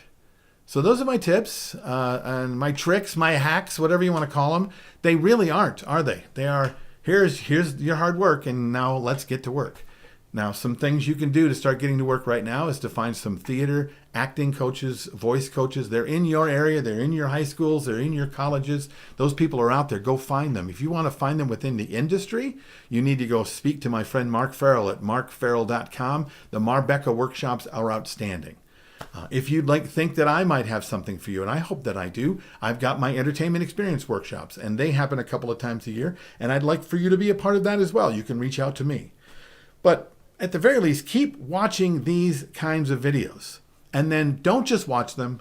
Go out and take action on them. Go out and do something. Go work on one thing and get masterful at it. Because you got to put your 10,000 hours in somewhere. Why not put it into something that you don't think you already know? All right. Thanks for joining me. And I'm Bill. This is the Entertainment Experience. And bye.